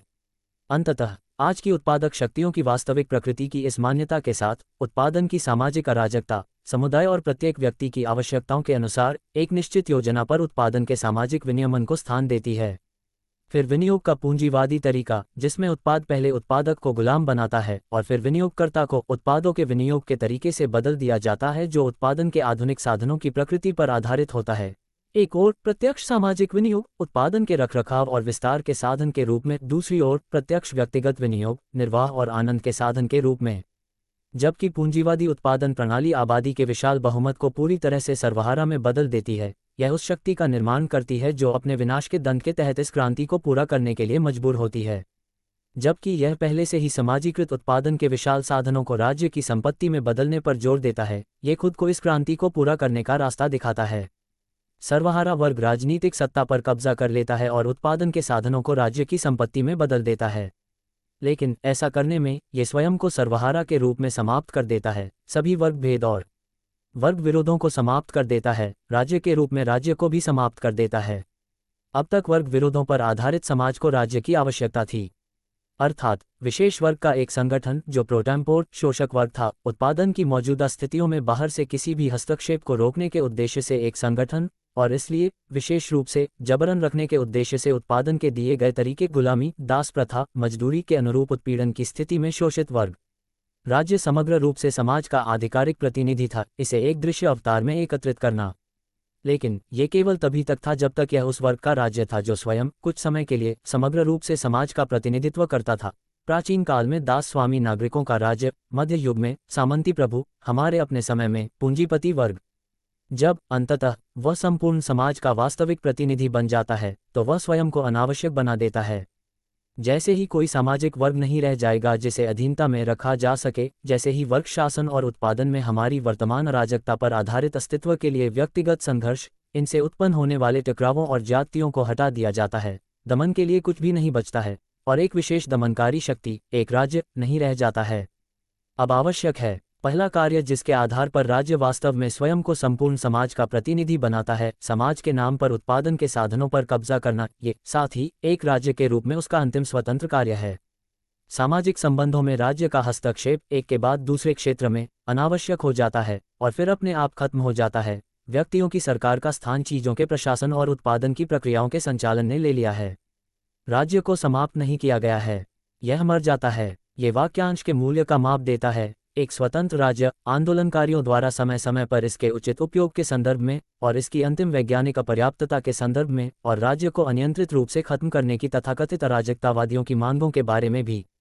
पूंजीवादी उत्पादन प्रणाली के ऐतिहासिक उद्भव के बाद से उत्पादन के सभी साधनों का समाज द्वारा विनियोग अक्सर कमोबेश अस्पष्ट रूप से व्यक्तियों द्वारा साथ ही संप्रदायों द्वारा भविष्य के आदर्श के रूप में सपना देखा गया है। लेकिन ये तभी संभव हो सका, ऐतिहासिक आवश्यकता बन सका, जब इसके साकार होने की वास्तविक परिस्थितियां मौजूद थीं। हर अन्य सामाजिक प्रगति की तरह ये व्यवहारिक हो जाता है, न कि मनुष्यों द्वारा ये समझने से कि वर्गों का अस्तित्व न्याय, समानता आदि के विपरीत है, न केवल इन वर्गों को समाप्त करने की इच्छा से, बल्कि कुछ नई आर्थिक स्थितियों के आधार पर। समाज का एक शोषक और एक शोषित वर्ग, एक शासक और एक उत्पीड़ित वर्ग में अलग होना पूर्व समय में उत्पादन के अपर्याप्त और प्रतिबंधित विकास के आवश्यक परिणाम थे। जब तक कुल सामाजिक श्रम से केवल वही उपज प्राप्त होती है जो सभी के अस्तित्व के लिए बमुश्किल आवश्यक उपज से थोड़ी ही अधिक होती है, इसलिए जब तक श्रम में समाज के अधिकांश सदस्यों का पूरा या लगभग पूरा समय लगा रहता है, तब तक आवश्यकतानुसार ये समाज वर्गों में विभाजित रहता है। विशाल बहुमत के साथ साथ विशेष रूप से श्रम के बंधुआ गुलाम सीधे उत्पादक श्रम से मुक्त एक वर्ग उत्पन्न होता है जो समाज के सामान्य मामलों की देखभाल करता है। श्रम की दिशा, राज्य, व्यवसाय, कानून, विज्ञान, कला आदि। इसलिए श्रम विभाजन का कानून जो वर्गों में विभाजन के आधार पर निहित है। लेकिन ये हिंसा और डकैती, चालाकी और धोखाधड़ी के माध्यम से वर्गों में इस विभाजन को होने से नहीं रोकता है। यह शासक वर्ग को, जो एक समय प्रभुत्व में था, श्रमिक वर्ग की कीमत पर अपनी शक्ति को मजबूत करने से, अपने सामाजिक नेतृत्व को जनता के तीव्र शोषण में बदलने से नहीं रोकता है। लेकिन अगर इस प्रदर्शन के आधार पर वर्गों में विभाजन का एक निश्चित ऐतिहासिक औचित्य है, तो ये केवल एक निश्चित अवधि के लिए, केवल दी गई सामाजिक परिस्थितियों के तहत ही है। यह उत्पादन की अपर्याप्तता पर आधारित था। आधुनिक उत्पादक शक्तियों के पूर्ण विकास से यह नष्ट हो जाएगा और वास्तव में समाज में वर्गों का उन्मूलन ऐतिहासिक विकास की एक डिग्री को मानता है जिस पर केवल इस या उस विशेष शासक वर्ग का ही नहीं, बल्कि किसी भी शासक वर्ग का अस्तित्व होता है और इसलिए वर्ग भेद का अस्तित्व होता है, एक अप्रचलित अनाचारवाद बन गया है। इसलिए यह अनुमान लगाया जाता है कि उत्पादन का विकास उस हद तक किया जाता है जिसमें उत्पादन के साधनों और उत्पादों का विनियोग होता है और इसके साथ ही राजनीतिक प्रभुत्व, संस्कृति का एकाधिकार और बौद्धिक नेतृत्व एक विशेष वर्ग द्वारा होता है। समाज का न केवल अनावश्यक बल्कि आर्थिक, राजनीतिक, बौद्धिक रूप से विकास में बाधक बन गया है। अब ये बात आ गई है, उनका राजनीतिक और बौद्धिक दिवालियापन अब पूंजीपति वर्ग के लिए शायद ही कोई रहस्य है। उनका आर्थिक दिवालियापन हर 10 साल में नियमित रूप से सामने आता है। हर संकट में समाज अपनी ही उत्पादक शक्तियों और उत्पादों के बोझ तले दब जाता है जिनका वह उपयोग नहीं कर पाता है और इस बेतुके विरोधाभास के सामने असहाय खड़ा रहता है कि उत्पादकों के पास उपभोग करने के लिए कुछ भी नहीं है क्योंकि उपभोक्ता चाह रहे हैं। उत्पादन के साधनों की व्यापक शक्ति उन बंधनों को तोड़ देती है जो पूंजीवादी उत्पादन प्रणाली ने उन पर थोपे थे। इन बंधनों से उनकी मुक्ति उत्पादक शक्तियों के अखंड, निरंतर त्वरित विकास के लिए एक पूर्व शर्त है और इसके परिणामस्वरूप उत्पादन में व्यावहारिक रूप से असीमित वृद्धि होती है। नहीं, यह सब है। उत्पादन के साधनों का सामाजिक विनियोग न केवल उत्पादन पर वर्तमान कृत्रिम प्रतिबंधों को दूर करता है, बल्कि उत्पादक शक्तियों और उत्पादों की सकारात्मक बर्बादी और तबाही को भी दूर करता है जो वर्तमान समय में उत्पादन के अपरिहार्य सहवर्ती हैं और जो उनके तक पहुंचते हैं। संकटों में ऊंचाई। इसके अलावा यह आज के शासक वर्गों और उनके राजनीतिक प्रतिनिधियों की मूर्खतापूर्ण फिजूलखर्ची को दूर करके बड़े पैमाने पर उत्पादन के साधनों और उत्पादों को समुदाय के लिए मुक्त कर देता है। समाजीकृत उत्पादन के माध्यम से समाज के प्रत्येक सदस्य के लिए न केवल भौतिक रूप से पूर्ण रूप से पर्याप्त और दिन ब दिन अधिक पूर्ण होते जाने वाले अस्तित्व को सुरक्षित करने की संभावना, बल्कि एक ऐसा अस्तित्व जो उनके शारीरिक और मानसिक विकास और व्यायाम की गारंटी देता है। संकाय की संभावना अब पहली बार यहाँ है, लेकिन ये यहाँ है। समाज द्वारा उत्पादन के साधनों पर कब्जा करने के साथ वस्तुओं का उत्पादन खत्म हो जाता है और साथ ही उत्पादक पर उत्पाद का प्रभुत्व खत्म हो जाता है। सामाजिक उत्पादन में अराजकता का स्थान व्यवस्थित, निश्चित संगठन ने ले लिया है। व्यक्तिगत अस्तित्व के लिए संघर्ष गायब हो जाता है। तब पहली बार मनुष्य एक निश्चित अर्थ में अंततः शेष पशु साम्राज्य से अलग हो जाता है और अस्तित्व की मात्र पशु स्थितियों से निकलकर वास्तव में मानव बन जाता है। जीवन की परिस्थितियों का पूरा क्षेत्र जो मनुष्य को घेरता है और जिसने अब तक मनुष्य पर शासन किया है, अब मनुष्य के प्रभुत्व और नियंत्रण में आ गया है, जो पहली बार प्रकृति का वास्तविक सचेतन स्वामी बन गया है, क्योंकि वह अब इसका स्वामी बन गया है। उनका अपना सामाजिक संगठन, उसके स्वयं के सामाजिक कार्य के नियम जो अब तक मनुष्य के सामने प्रकृति के विदेशी नियमों के रूप में खड़े थे और उस पर हावी थे, तब पूरी समझ के साथ उपयोग किए जाएंगे और इस तरह उसे महारत हासिल होगी। मनुष्य का अपना सामाजिक संगठन जो अब तक प्रकृति और इतिहास द्वारा थोपी गई आवश्यकता के रूप में उसका सामना करता था, अब उसकी अपनी स्वतंत्र कार्रवाई का परिणाम बन गया है। वे बाहरी वस्तुनिष्ठ शक्तियां जो अब तक इतिहास को नियंत्रित करती रही हैं, स्वयं मनुष्य के नियंत्रण में चली जाती हैं।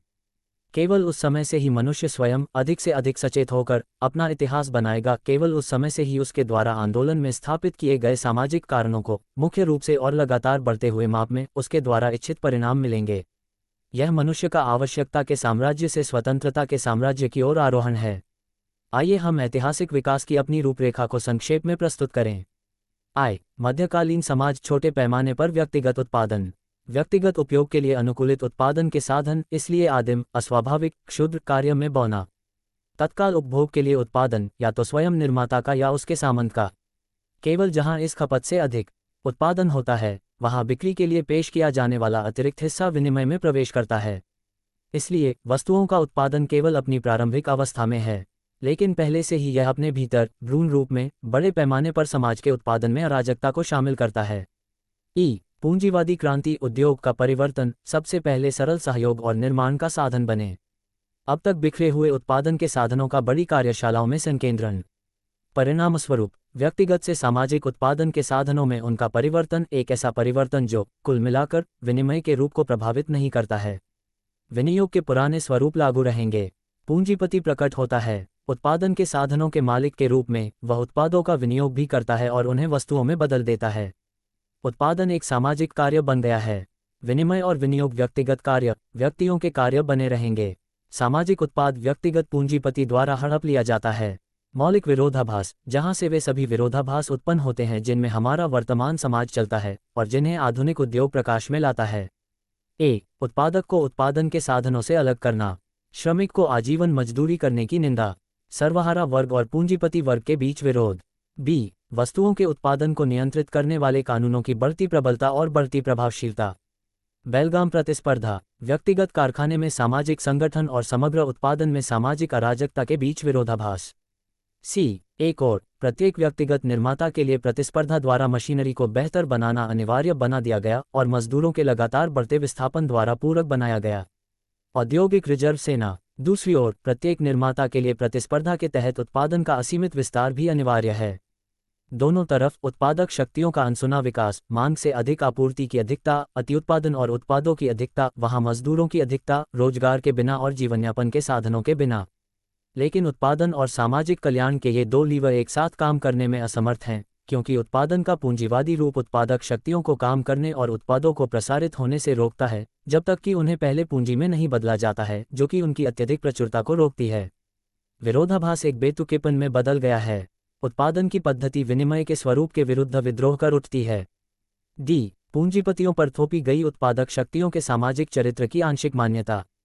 उत्पादन और संचार के लिए महान संस्थानों पर कब्जा, पहले संयुक्त स्टॉक कंपनियों द्वारा, बाद में ट्रस्टों द्वारा, फिर राज्य द्वारा। पूंजीपति वर्ग ने एक अनावश्यक वर्ग होने का प्रदर्शन किया। इसके सभी सामाजिक कार्य अब वेतनभोगी कर्मचारियों द्वारा किए जाते हैं। सर्वहारा क्रांति, अंतर्विरोधों का समाधान। सर्वहारा वर्ग सार्वजनिक सत्ता पर कब्जा कर लेता है और इसके माध्यम से पूंजीपति वर्ग के हाथों से फिसल रहे उत्पादन के सामाजिक साधनों को सार्वजनिक संपत्ति में बदल देता है। इस अधिनियम के द्वारा सर्वहारा वर्ग उत्पादन के साधनों को पूंजी के चरित्र से मुक्त करता है जो उन्होंने अब तक सहन किया है, और अपने सामाजिक चरित्र को स्वयं काम करने की पूर्ण स्वतंत्रता देता है। पूर्व निर्धारित योजना पर समाजीकृत उत्पादन अब से संभव हो जाता है। उत्पादन का विकास समाज के विभिन्न वर्गों के अस्तित्व को कालानुक्रमिक बना देता है। जिस अनुपात में सामाजिक उत्पादन में अराजकता खत्म हो जाती है, उसी अनुपात में राज्य की राजनीतिक सत्ता खत्म हो जाती है। मनुष्य आखिरकार अपने स्वयं के सामाजिक संगठन का स्वामी बन जाता है, साथ ही वह प्रकृति का स्वामी, अपना स्वयं का स्वामी बन जाता है, स्वतंत्र। सार्वभौमिक मुक्ति के इस कार्य को पूरा करना आधुनिक सर्वहारा वर्ग का ऐतिहासिक मिशन है। ऐतिहासिक परिस्थितियों और इस प्रकार इस अधिनियम की प्रकृति को पूरी तरह से समझना, अब उत्पीड़ित सर्वहारा वर्ग को उस महत्वपूर्ण कार्य की स्थितियों और अर्थ का पूरा ज्ञान प्रदान करना, जिसे पूरा करने के लिए कहा गया है। यही का कार्य है सर्वहारा आंदोलन, वैज्ञानिक समाजवाद की सैद्धांतिक अभिव्यक्ति।